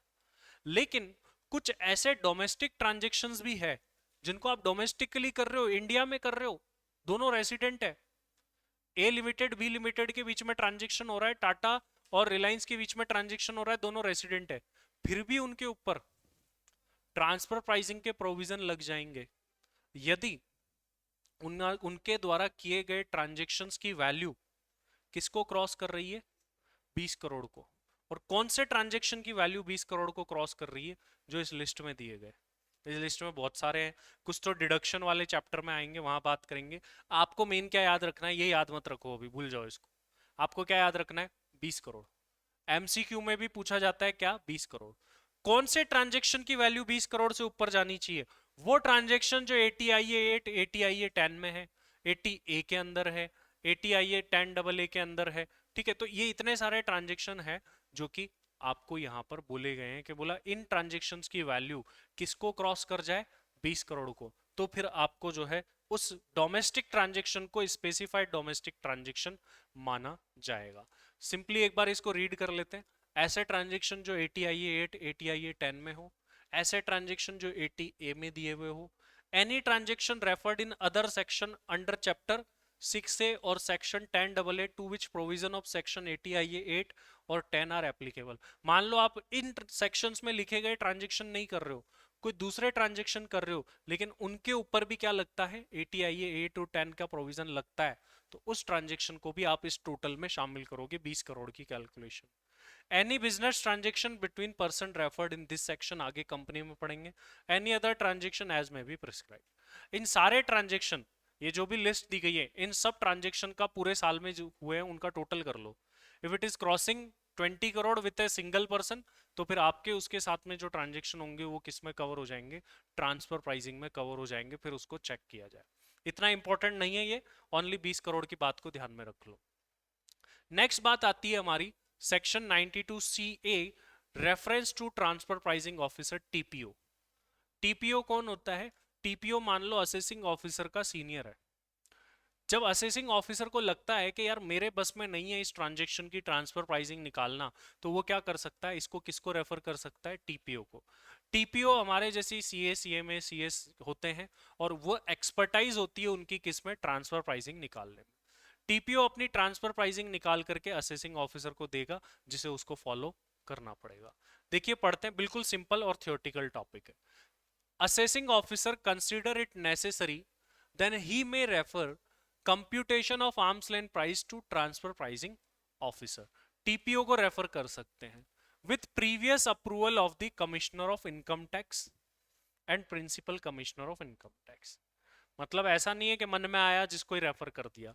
अगर रेफर करना है तो फिर प्रिंसिपल कमिश्नर या कमिश्नर की पहले परमिशन लो कि सर मैं ये केस टीपीओ को रेफर करना चाहता हूं, वहां से अप्रूवल मिलती है, देन यू कैन रेफर। इसके बाद में क्या बोला, ट्रांसफर प्राइसिंग ऑफिसर कौन होता है भाई, एक्सपर्टाइज पर्सन किस बात में, आर्म्स लेंथ प्राइस निकालने।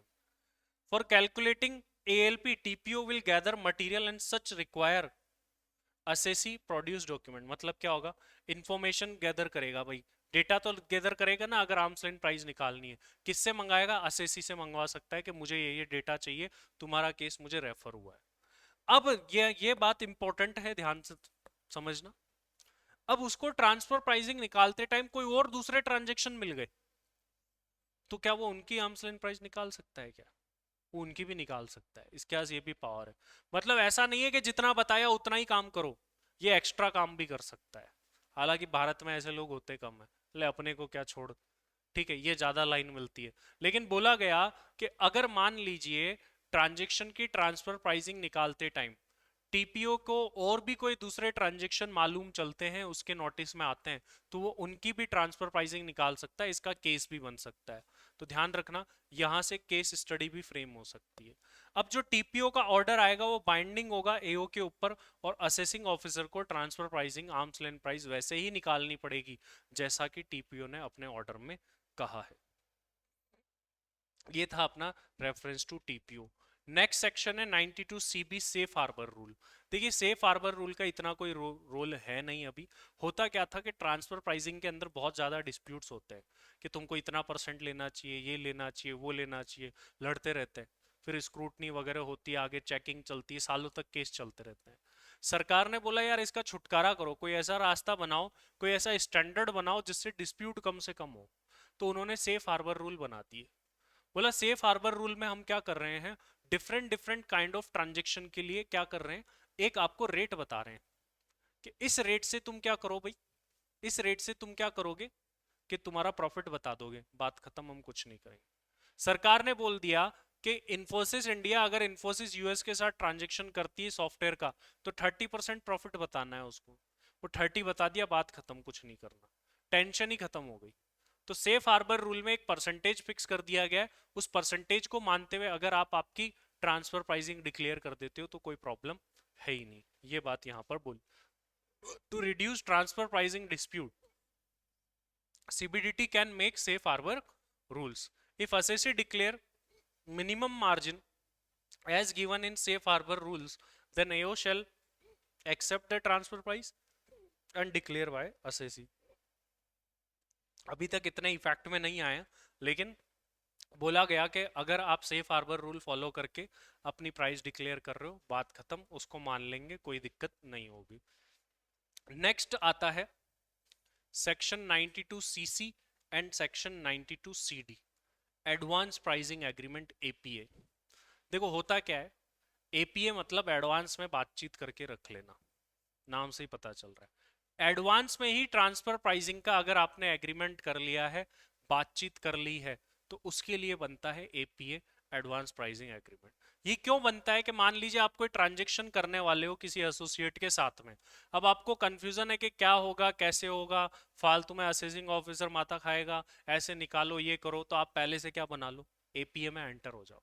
एडवांस प्राइसिंग एग्रीमेंट में पहले से फिक्स कर देते हैं कि ये मेथड तुमको फॉलो करना है और इस तरीके से ट्रांसफर प्राइसिंग कैलकुलेट कर, बात खत्म। ये सर कितने टाइम पीरियड तक के लिए एंटर हो सकता है, 5 कॉन्जिक्यूटिव ईयर्स, 5 सालों तक के लिए तुम इसमें एंटर हो सकते हो। इवन आपका कोई केस वगैरह पेंडिंग पड़ा है, उसकी भी टेंशन चल रही है, तो आप पिछले 4 सालों के लिए भी एपीए में एंटर हो सकते हो। पिछले लेकिन 4 के लिए ही होना पड़ेगा, ऐसा नहीं है कि 1 2 के लिए हो जाओ। तो प्रीवियस टाइम पीरियड के लिए भी एपीए बन सकता है और आने वाले टाइम पीरियड के लिए भी एपीए बन सकता है मैक्सिमम 5 इयर्स तक। अब आपकी ट्रांसफर प्राइसिंग सब कुछ किसके अकॉर्डिंग निकलेगी? एपीए के अकॉर्डिंग ही निकलेगी। वैसा ही सब कुछ आपको वही मेथड वही फॉलो करने होंगे सारे सब कुछ। अब प्रीवियस 4 ईयर के लिए ही मिलेगा, और कब मिलेगा? जब आपने उन 4 सालों के रिटर्न टाइम पर भरे होंगे। अगर आपने रिटर्न टाइम पर नहीं भरे तो आपको प्रीवियस ईयर्स के लिए एपीए एडवांस प्राइसिंग एग्रीमेंट नहीं मिल पाएगा। और जो एपीए में लिखा है असेसिंग ऑफिसर को वैसे ही करना है। अब सपोज कि आपके पिछले 2 साल आपने पिछले 4 सालों के लिए एपीए बना लिया एडवांस प्राइसिंग, और आपका उस पर्टिकुलर ट्रांजेक्शन से रिलेटेड केस चल रहा है ऑलरेडी असेसिंग ऑफिसर के पास। अब क्या करें? तो अब असेसिंग ऑफिसर को कुछ नहीं सोचना, और जो एपीए बना है ना उसके अकॉर्डिंग अपना डिसीजन निकाल करके सुना देना है, उसी को फॉलो करना है। चलो फटाफट 2 मिनट में इसको पढ़ते हैं। क्या है देखिए, एपीए एक एग्रीमेंट है, किसके बीच में होगा? ध्यान से समझना, यहां से क्वेश्चन बन सकता है।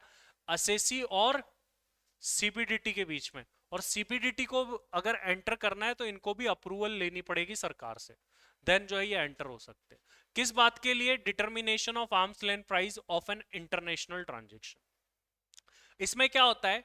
Method and manner for calculating arms length price fix किया जाता है, ऑलरेडी बता चुका हूं। सीबीडीटी को अगर एंटर करना है एपीए में तो अपने परदादा की परमिशन, सेंट्रल गवर्नमेंट की परमिशन लेनी पड़ेगी। ठीक है, कितने सालों तक के लिए एंटर हो सकते हैं भाई? मैक्सिमम 5 कॉन्जिक्यूटिव ईयर्स के लिए एंटर किया जा सकता है।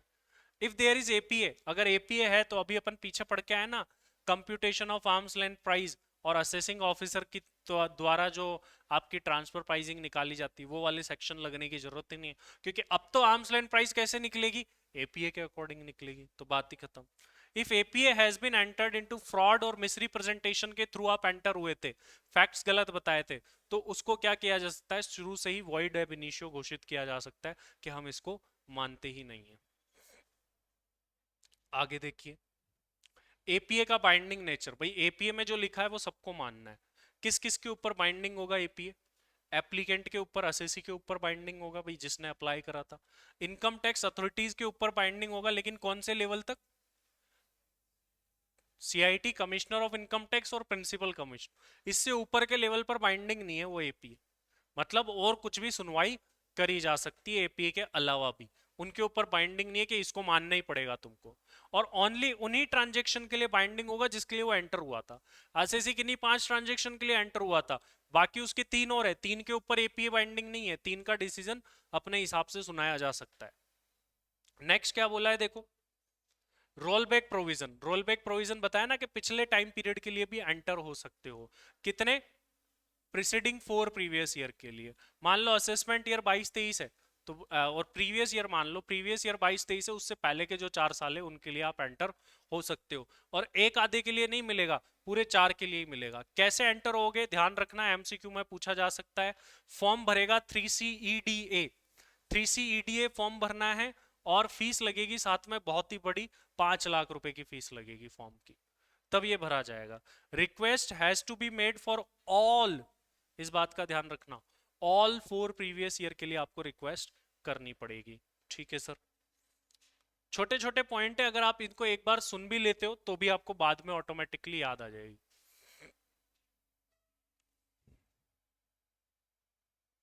नेक्स्ट, आपके इंटरनेशनल ट्रांजेक्शन वैसे ही होने चाहिए जैसे आपने एपीए में लिखवाए। भाई एपीए में तो कुछ और लिखवा दिया और वहां एक्चुअल में पिछले सालों में कुछ और थे, नहीं चलेगा। वही इंटरनेशनल ट्रांजेक्शन होने चाहिए। अगर आपको एपीए लेना है तो आपने रिटर्न टाइम पर भरा हुआ होना चाहिए।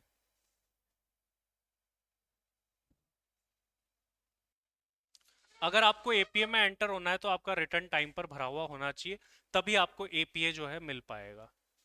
ठीक है, the report in respect of the international transaction has been furnished in accordance with 92E। मतलब ये रिपोर्ट 92E में जाकर के अपन को सबमिट करनी होती है। ठीक है sir, non applicability of roll back provision. कुछ ऐसे केसेस है जिनमें जो है वो रोल बैक प्रोविजन एप्लीकेबल नहीं होंगे, वो क्या आइए जानते हैं। हाँ, नॉन एप्लीकेबिलिटी ऑफ एपीए। भाई एपीए कब एप्लीकेबल ही नहीं होगा? पहला क्या बोल रहा है पॉइंट बताओ।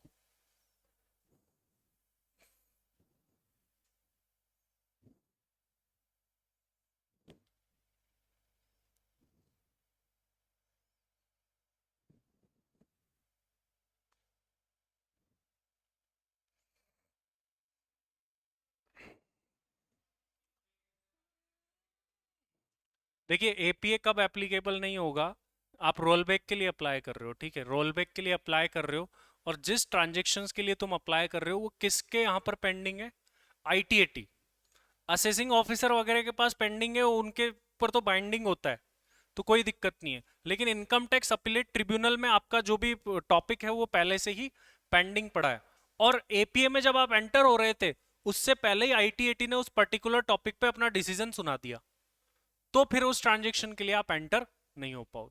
सर आईटीएटी में पेंडिंग पड़ा है लेकिन डिसीजन नहीं आया, तो एंटर हो सकते हैं क्या, तो हो सकते हो आप, ठीक है। अगला पॉइंट बोलता है कि मान लीजिए एपीए की वजह से आपकी इनकम तो उल्टी कम हो रही है, तो क्या कम होना सरकार बर्दाश्त करेगी, नहीं, फिर उन सालों पे एपीए लगेगा ही नहीं और रोल बैक मिलेगा ही नहीं।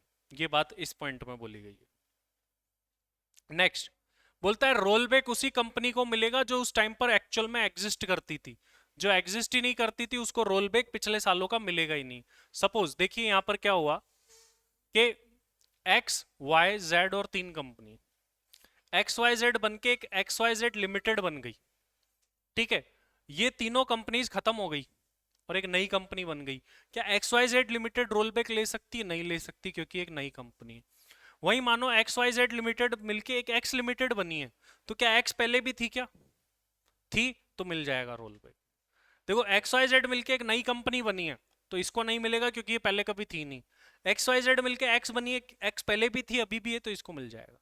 तो आप पास्ट में एग्जिस्ट करने चाहिए तभी आपको रोल बैक मिलेगा, अदरवाइज रोल बैक नहीं मिलेगा।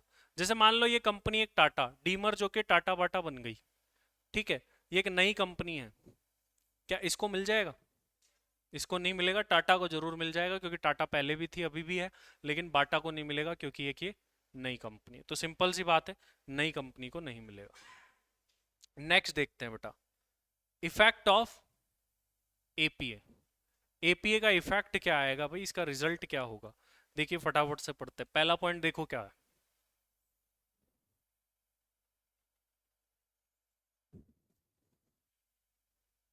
किसी साल पर एपीए लगा रोल बैक वाला, रोल बैक वाले पर एपीए लगने के बाद में आपकी इनकम वगैरह बदलेगी ना भाई, एपीए की वजह से इनकम बदलेगी, तो अब क्या करें, नया रिटर्न भरना पड़ेगा भाई, चेंज्ड इनकम के साथ में मॉडिफाइड रिटर्न।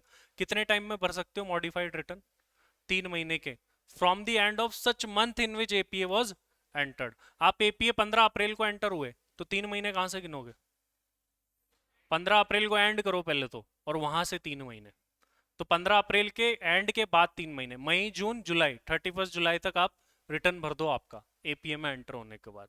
नेक्स्ट क्या पॉइंट है, पढ़ो इसको,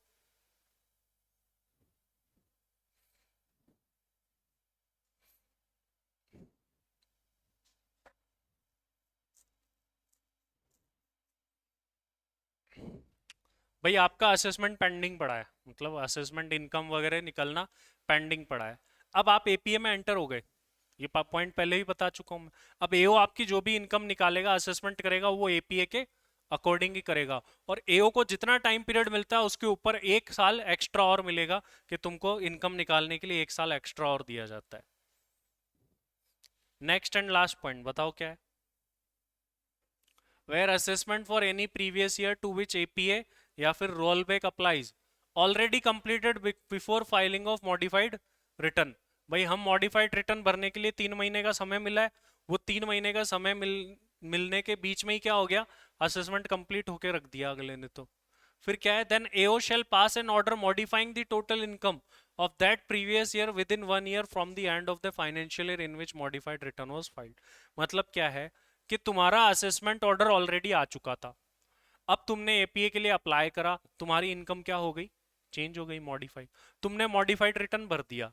देखो 15 अप्रैल को एपीए में एंटर हुए थे तो मंथ एंड से 3 महीने मिलते हैं, 31 जुलाई तक भर सकते हो, तुमने भर दिया। अब असेसिंग ऑफिसर नया असेसमेंट ऑर्डर कब तक निकाल सकता है, जिस ईयर में तुम एंटर हुए हो उसके एंड होने के भी 1 साल बाद तक। मान लो तुम अप्रैल 2023 में एंटर हुए थे एपीए में, 3 महीने मिले, ठीक है, इसको एंड करो कब होगा, मार्च 2024 में, मार्च 2024 के बाद भी 1 साल। 1 साल कैसे बोला है, 1 year from the end of the financial year in which modified return was filed. जिस भी साल में तुमने मॉडिफाइड रिटर्न फाइल करा है उस साल के एंड होने के बाद भी उसको क्या मिलेगा, 1 साल मिलेगा। ठीक है, तो जिस साल में एंटर हो रहे हो, मान लो 22-23 में एंटर हुए, तो वो खत्म कब होगा? एंटर हो गए, एंटर होके मॉडिफाइड रिटर्न भी भर दिया क्योंकि 3 महीने का ही टाइम है, तो रिटर्न भर दिया आपने मॉडिफाइड। अब चलो आपसे एक सवाल पूछता हूं, एपीए के अंदर अपन एंटर हुए 15 फरवरी को, मॉडिफाइड रिटर्न हमने भरा 20 अप्रैल को, आपका जो असेसिंग ऑफिसर अपना नया ऑर्डर कब तक निकाल सकता है? आप जो एंटर हुए थे वो 20 फरवरी 2021 को हुए थे, मॉडिफाइड रिटर्न आपने 20 अप्रैल 2022 को 21 को भरा था। तो देखो आपका पहले तो मॉडिफाइड रिटर्न भरा है अप्रैल 21 में, इस साल को एंड करो, कब जाके एंड होगा? मार्च 22 में। मार्च 22 के बाद एक साल और ऐड कर दो, मार्च 23 तक जो है असेसिंग ऑफिसर क्या कर सकता है? अपना मॉडिफाइड जो है असेसमेंट कर सकता है। चलो आगे बढ़ते हैं। अब अगला अपना जो टॉपिक है that is secondary adjustment. Secondary adjustment क्या होता है? देखो ये दो कंपनी है, एक है टाटा, दूसरी भी है टाटा, लेकिन ये इंडिया वाली टाटा है, ये यूएस वाली टाटा है। टाटा इंडिया ने गुड्स सेल करे 10 करोड़ के, एएलपी थी 20 करोड़, तो 10 करोड़ से इनकम बढ़ गई होगी। इसको बोलते हैं प्राइमरी एडजस्टमेंट, जो अपन करते हैं ना इसको क्या बोलते हैं? Primary adjustment. अब सेकेंडरी एडजस्टमेंट का प्रोविजन क्या बोलता है कि चलो ये तो बात हो गई खत्म, तुम्हारी इनकम 10 करोड़ से बढ़ा दी तुमने, टैक्स दे दिया, बोलो वो जो 10 करोड़ रुपए वो भी तो लेके आओ इंडिया में। वो पैसे कहाँ है इंडिया में? तुम्हारी इनकम तो बढ़ गई, लेकिन हमको फॉरेन एक्सचेंज का भी तो लॉस हो रहा है, वो पैसा तो हमारी इकोनॉमी में एंटर ही नहीं हुआ। तो यहां पर बोला जाता है कि वो पैसा क्या करो, तुम इंडिया में लेकर के आओ। बोला नहीं लाए तो क्या होगा? बोला नहीं लाए तो हम ये मान लेंगे कि तुमने उस कंपनी को 10 करोड़ का लोन दे रखा है, और उस लोन पर हम क्या मानेंगे? तुम इंटरेस्ट कमा रहे हो, और उस इंटरेस्ट पर क्या लगा देंगे? टैक्स लगा देंगे तुम्हारा। तो इसी को बोलते हैं सेकेंडरी एडजस्टमेंट। देखो ये 10 करोड़ से इनकम बढ़ा दी है, प्राइमरी एडजस्टमेंट, और ये 10 करोड़ जो है शुड बी रिपैट्रिएटेड, वापस आने चाहिए इंडिया में within 90 days। If not repatriated then it will assume that Tata India has given loan of ₹10 crore to Tata US, and interest income उसके ऊपर कैलकुलेट होना शुरू हो जाएगी। ठीक है, अब यहां पर देखिए कैसे शुरू होगी, क्या होगा। एडजस्टमेंट दो टाइप के होते हैं जो अभी अभी मैंने आपको बताई, ये नोट्स में आ गए। प्राइमरी एडजस्टमेंट जो अपन एएलपी निकाल के इनकम बढ़ाते हैं। सेकेंडरी एडजस्टमेंट क्या है कि वो जो जितने से इनकम बढ़ाई है वो पैसा भी क्या लाओ? इंडिया में लाओ। अगर वो पैसा तुम इंडिया में नहीं लाओगे तो फिर क्या होगा कि उस पर इंटरेस्ट इनकम कैलकुलेट कर लें। वैसे अलग अलग देश अलग अलग तरीके अपनाते हैं, कोई डिविडेंड मान करता है, कोई इक्विटी मानता है। हमारा देश इंडिया क्या मानता है? उसको लोन दिया हुआ मानता है। अब लोन पर सर इंटरेस्ट किस रेट से लगेगा? सवाल तो ये भी आता है। ठीक है, वो भी देखते हैं। और सर कब सेकेंडरी एडजस्टमेंट किया जाएगा? सेकेंडरी एडजस्टमेंट कब किया जाएगा भाई? पहली बात, जब एसएससी ने खुद ही कर दिया हो। खुद कर दिया बहुत बढ़िया, कोई काम आप खुद ही कर दो तो बहुत बढ़िया है भाई, कि आपने प्राइमरी एडजस्टमेंट कर दिया, वो पैसा आपके पास नहीं आया है अभी तक, तो आप क्या करोगे? ऑब्वियसली सेकेंडरी एडजस्टमेंट भी करोगे। ठीक है, इसके बाद क्या बोला गया? Made by AO appellate authority and accepted by SSC.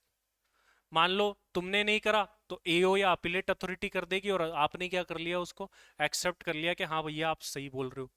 Next क्या बोला? Determined by APA. एपीए में डिसाइड हो गया कि तो तुम्हारा सेकेंडरी एडजस्टमेंट होगा और ऐसे होगा, तो भी आपको क्या करना है? उसको एक्सेप्ट करना है।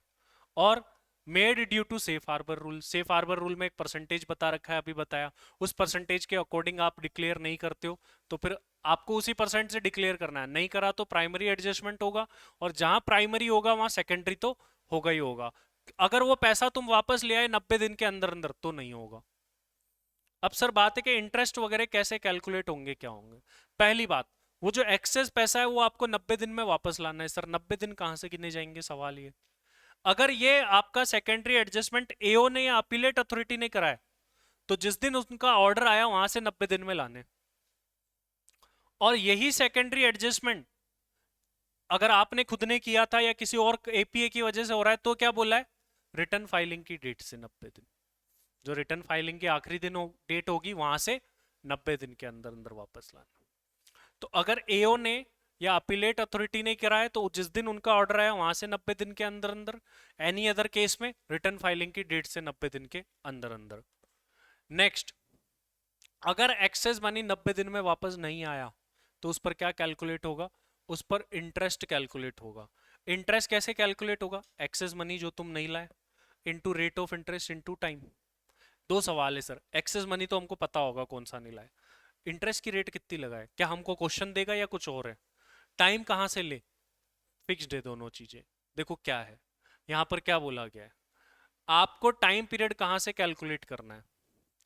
अगर एओ ने या अपीलेट अथॉरिटी ने आपका सेकेंडरी एडजस्टमेंट किया है तो जिस दिन उनका ऑर्डर आया वहां से 90 दिन गिनने, और एनी अदर केस में कहां से गिनने? वही सेम जो ऊपर आई, रिटर्न ऑफ इनकम की डेट से 90 दिन गिनने। अगर 90 दिन में वापस नहीं आया तो अब क्या लगेगा भाई? इंटरेस्ट लगेगा। इंटरेस्ट किस रेट से लगेगा और कब से लगेगा? देखो इंटरेस्ट की रेट क्या बताई गई है, व्हेन इंटरनेशनल ट्रांजेक्शन, अगर आपका इंटरनेशनल ट्रांजेक्शन इंडियन रुपीज में डिनोट किया जा सकता है, डिनोटेड इन इंडियन रुपीज है, तो क्या बोला गया कि आपको क्या करना है कि एक साल की एसबीआई की कौन सी रेट लेनी है? Marginal cost of fund lending rate of SBI as on 1 April of the relevant previous year.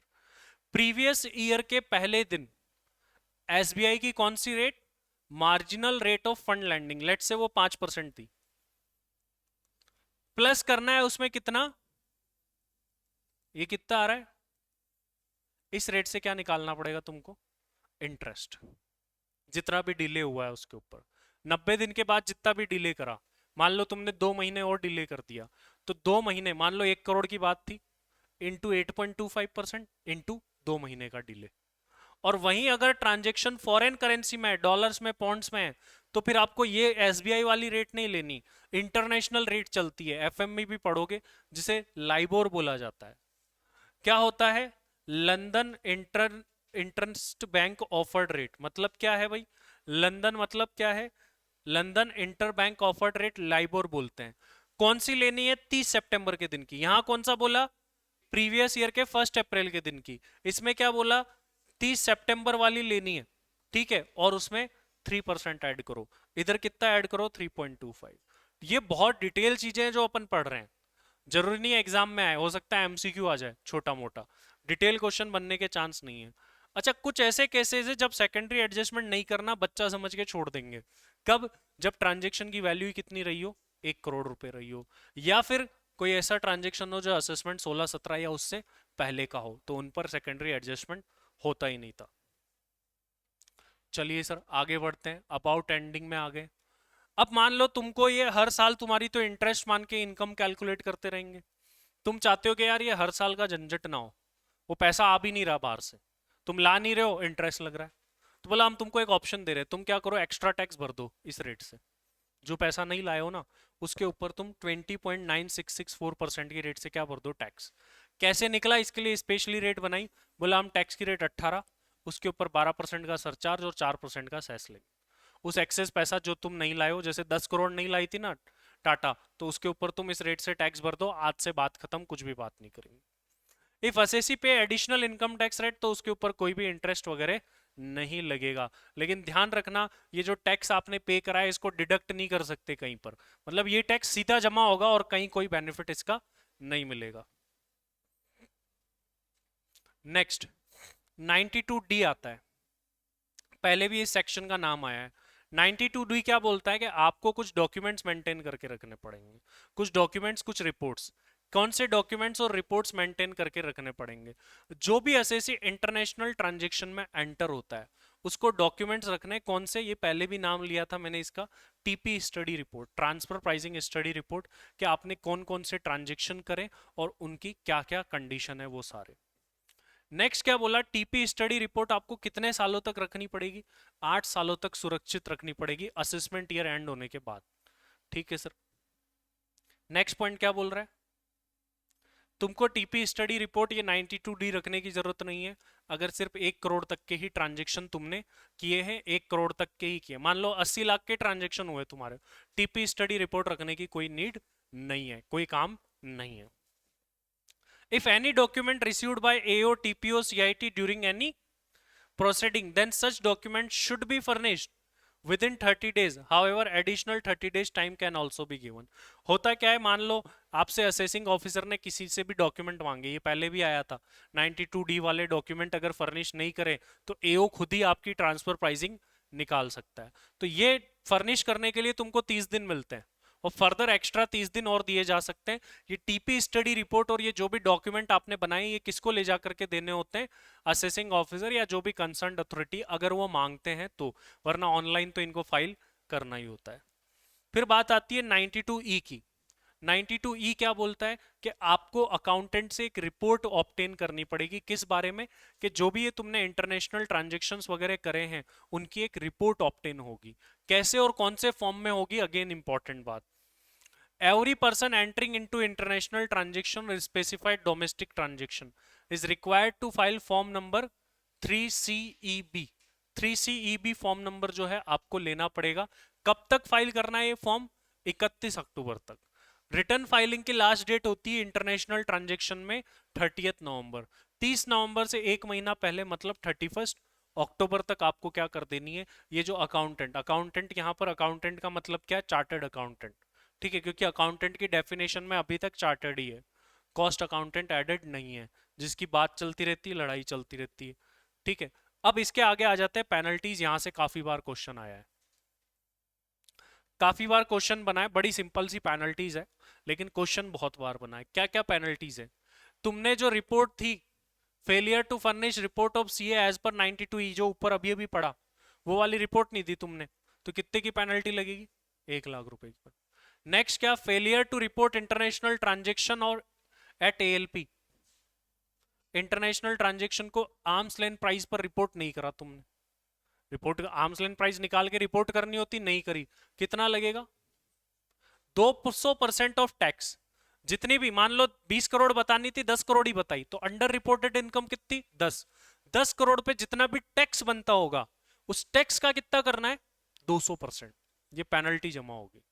मान लो रफली मान लेते 2 करोड़ बन रहा था, तो 2 करोड़ तो वो, और 2 करोड़ का 200 मतलब 4 करोड़ की पेनल्टी, 6 करोड़ रुपए तुमको जमा कराने पड़ेंगे।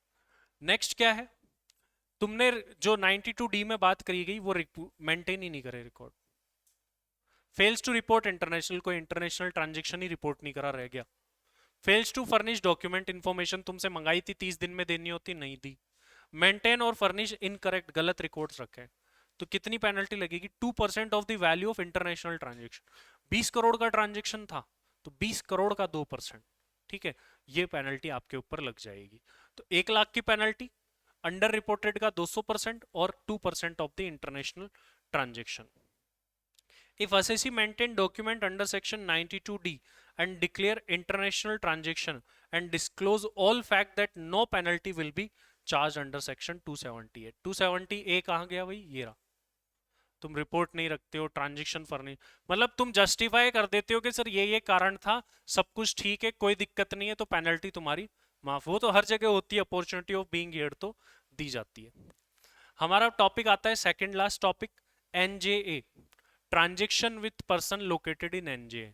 एनजेए अपन ने देखा था एक कंट्री थी साइप्रस, जिसको पहले एनजेए डिक्लेयर कर रखा था, फिर जो बीजेपी मोदी सरकार आई उन्होंने साइप्रस को एनजेए से हटा दिया, ठीक है। और स्विट्जरलैंड भी हुआ करते थे, क्यों, क्योंकि ये ऐसे देश है जो इंफॉर्मेशन शेयर नहीं करते, डेटा छुपा के रखते हैं। तो सरकार ने ये बोला कि तुम एनजेए में लोकेटेड किसी भी व्यक्ति से अगर ट्रांजेक्शन करते हो तो हम उसको इंटरनेशनली मानेंगे, चाहे एसोसिएट हो या नहीं हो, कोई भी फर्क नहीं है। हालांकि आज की डेट में एज ऑन डेट कोई भी एनजेए डिक्लेयर्ड नहीं है, लेकिन अगर आप करते हो तो ये प्रोविजन ये बोलता है कि एनजेए में लोकेटेड किसी भी व्यक्ति के साथ किया गया ट्रांजेक्शन इंटरनेशनल ट्रांजेक्शन माना जाएगा, even though such person is your associate और नॉट। और उस केस में आप एनजेए में लोकेटेड व्यक्ति को, मान लो ये कुणाल है, ये एनजेए में लोकेटेड है, मैं इसको कोई पेमेंट कर रहा हूं, मुझे इसका टीडीएस काटना पड़ेगा, हायर ऑफ, कौन सा हायर, एक्चुअल टैक्स की रेट और 30% विच एवर इज हायर। मान लो एक्चुअल टैक्स की रेट उस पर 40% है, मैं 40% से काटूंगा। एक्चुअल टैक्स की रेट 20 है तो मैं 30% की रेट से काटूंगा, मिनिमम 30 तो टीडीएस काटना ही काटना है एनजे में लोकेटेड। ये एनजे की बात है। लास्ट सेक्शन आ जाता है बेटा limitation of interest deduction. Limitation of interest deduction क्या है बेटा, देखियो होता क्या है कि ट्रांजेक्शन्स में काफी बार लोग क्या करते हैं, अपना टैक्स बचाने के लिए क्या करते हैं कि अपनी एसोसिएट एंटरप्राइज से लोन ले लेते हैं। दुबई वाली से लोन ले लिया इंडिया वाली ने, और बदले में उसको लोन लेके क्या भरेगी, इंटरेस्ट। और अपनी इनकम को कम बताने के लिए, खर्चों को ज्यादा बताने के लिए वो एक्सेस एक्सेस इंटरेस्ट भरते हैं। 70% का इंटरेस्ट भर रहे हैं। क्यों? क्योंकि फिर इनकम यहां से कम हो जाएगी, उधर चली जाएगी, और इनकम कम हो गई तो टैक्स भी कम होगा। सरकार ने बोला ना बेटा ऐसा नहीं चलेगा। बोला हम तुमको मैक्सिमम कितना इंटरेस्ट डिडक्ट करने दे सकते हैं, देखो। बोला तुम मैक्सिमम इतना इंटरेस्ट डिडक्ट कर सकते हो, और एक्सेस इंटरेस्ट डिसअलाउड हो जाएगा। कितना इंटरेस्ट है भाई? पहला point, total interest paid minus 30% of EBITDA करो। एबिटा मतलब क्या है? Earning before interest tax depreciation and amortisation. Operating profit होता है एक्चुअल में यही, और इंटरेस्ट टू एसोसिएट एंटरप्राइज जो एक्चुअल में दिया है। Total interest minus 30% of EBITDA, और जो तुमने एक्चुअल में दिया है वो इन दोनों में से जो भी कम हो। जैसे निकाल के देखते हैं। एक एग्जांपल है, एबिटा कितना है इस कंपनी का, 1000 करोड़। इंटरेस्ट कितना दिया एसोसिएट को, 400 करोड़ का। और टोटल इंटरेस्ट जो इसने भरा है वो कितना है, 600 करोड़ का। Lower of the following will be allowed, और एक्सेस डिसअलाउड हो जाएगा। कितना अलाउड होगा? टोटल इंटरेस्ट लेना होता है, माइनस क्या करना है, 30% ऑफ एबिटा। एबिटा कितना है, 1000 करोड़ का 30%। तो 600 में से 1000 का 30 मतलब 300 करोड़ लेस करूंगा तो कितना बचेगा, 300 करोड़, पहला पॉइंट। और इंटरेस्ट टू एसोसिएट एंटरप्राइज कितना है, 400 का। इन दोनों में से जो भी लोअर है वो अलाउड होगा, तो 300 करोड़ ही अलाउड होगा। सर एसोसिएट को दिया कितना है हमने, 400 करोड़, तो 400 करोड़ में से 300 करोड़ ही अलाउड होगा, और ऊपर का 100 करोड़ क्या हो जाएगा, डिसअलाउड हो जाएगा। तो ये था अपना इंटरनेशनल टैक्सेशन, जिसके अपन ने सारे सेक्शंस कवर करने की कोशिश करी। सबसे इंपॉर्टेंट यहां से क्या क्या होते हैं वो बात आती है। पहला जो अपना डबल टैक्सेशन रिलीफ है वो सबसे ज्यादा इंपॉर्टेंट में आता है, क्वेश्चन आते रहते हैं। ठीक है, उसमें ATC, ATD, ATQQB, RRB, TTA, TTB, ये सेक्शन बहुत ज्यादा आते हैं, तो ये आपको डिडक्शन में ध्यान में रख के पढ़ना है। इसके अलावा हम बात करेंगे ट्रांसफर प्राइसिंग। ट्रांसफर प्राइसिंग के अंदर मेथड जो है वो काफी इंपॉर्टेंट। मेथड तो आएगा ही आएगा, ये सोच लो ये 5 में से एक आ रहा है, 5 के ऊपर के 3 में से एक आ रहा है, 3 4 में से 4 मान लो, टीएनएमएम नहीं आता। इन 4 में से एक मेथड आपके एग्जाम में आना है, इधर 8 नंबर या 16 नंबर तक, ये तुमको पता है। ठीक है, या तो दो दो क्वेश्चन बना दिए जाते हैं या फिर एक क्वेश्चन बना दिया जाता है। तो आपको पता है क्या आना है, अब you need to do practice. अब आपको प्रैक्टिस करनी होगी। आगे के जो सेक्शन है, रोल बैक हो गया, एपीए हो गया, एओ जो डिटरमाइन करता है, ट्रांसफर प्राइसिंग, ये सब थियोरटिकल है। यहां से केस बन सकते हैं, पहली थिंग। केस बनता है तो 8 नंबर का बनेगा, पूरे फैक्ट्स घुमा फिरा के तुमको बातें बताएगा, डिसीजन ये एक लाइन में होगा। ठीक है, और अगर केस नहीं बनता है तो फिर सिंपल थियोरटिकल शॉर्ट क्वेश्चन बन सकता है एमसीक्यू वगैरह में। ठीक है, या ऐसे बन सकता है कि इससे रिलेटेड सारे प्रोविजन लिखो। तो प्रैक्टिकल नहीं बन सकता, वहां से हम खुद ही जानते हैं, तो उस पॉइंट ऑफ व्यू से बने। चलिए, तो इस क्लास में इतना ही, मिलते हैं नेक्स्ट क्लास के अंदर।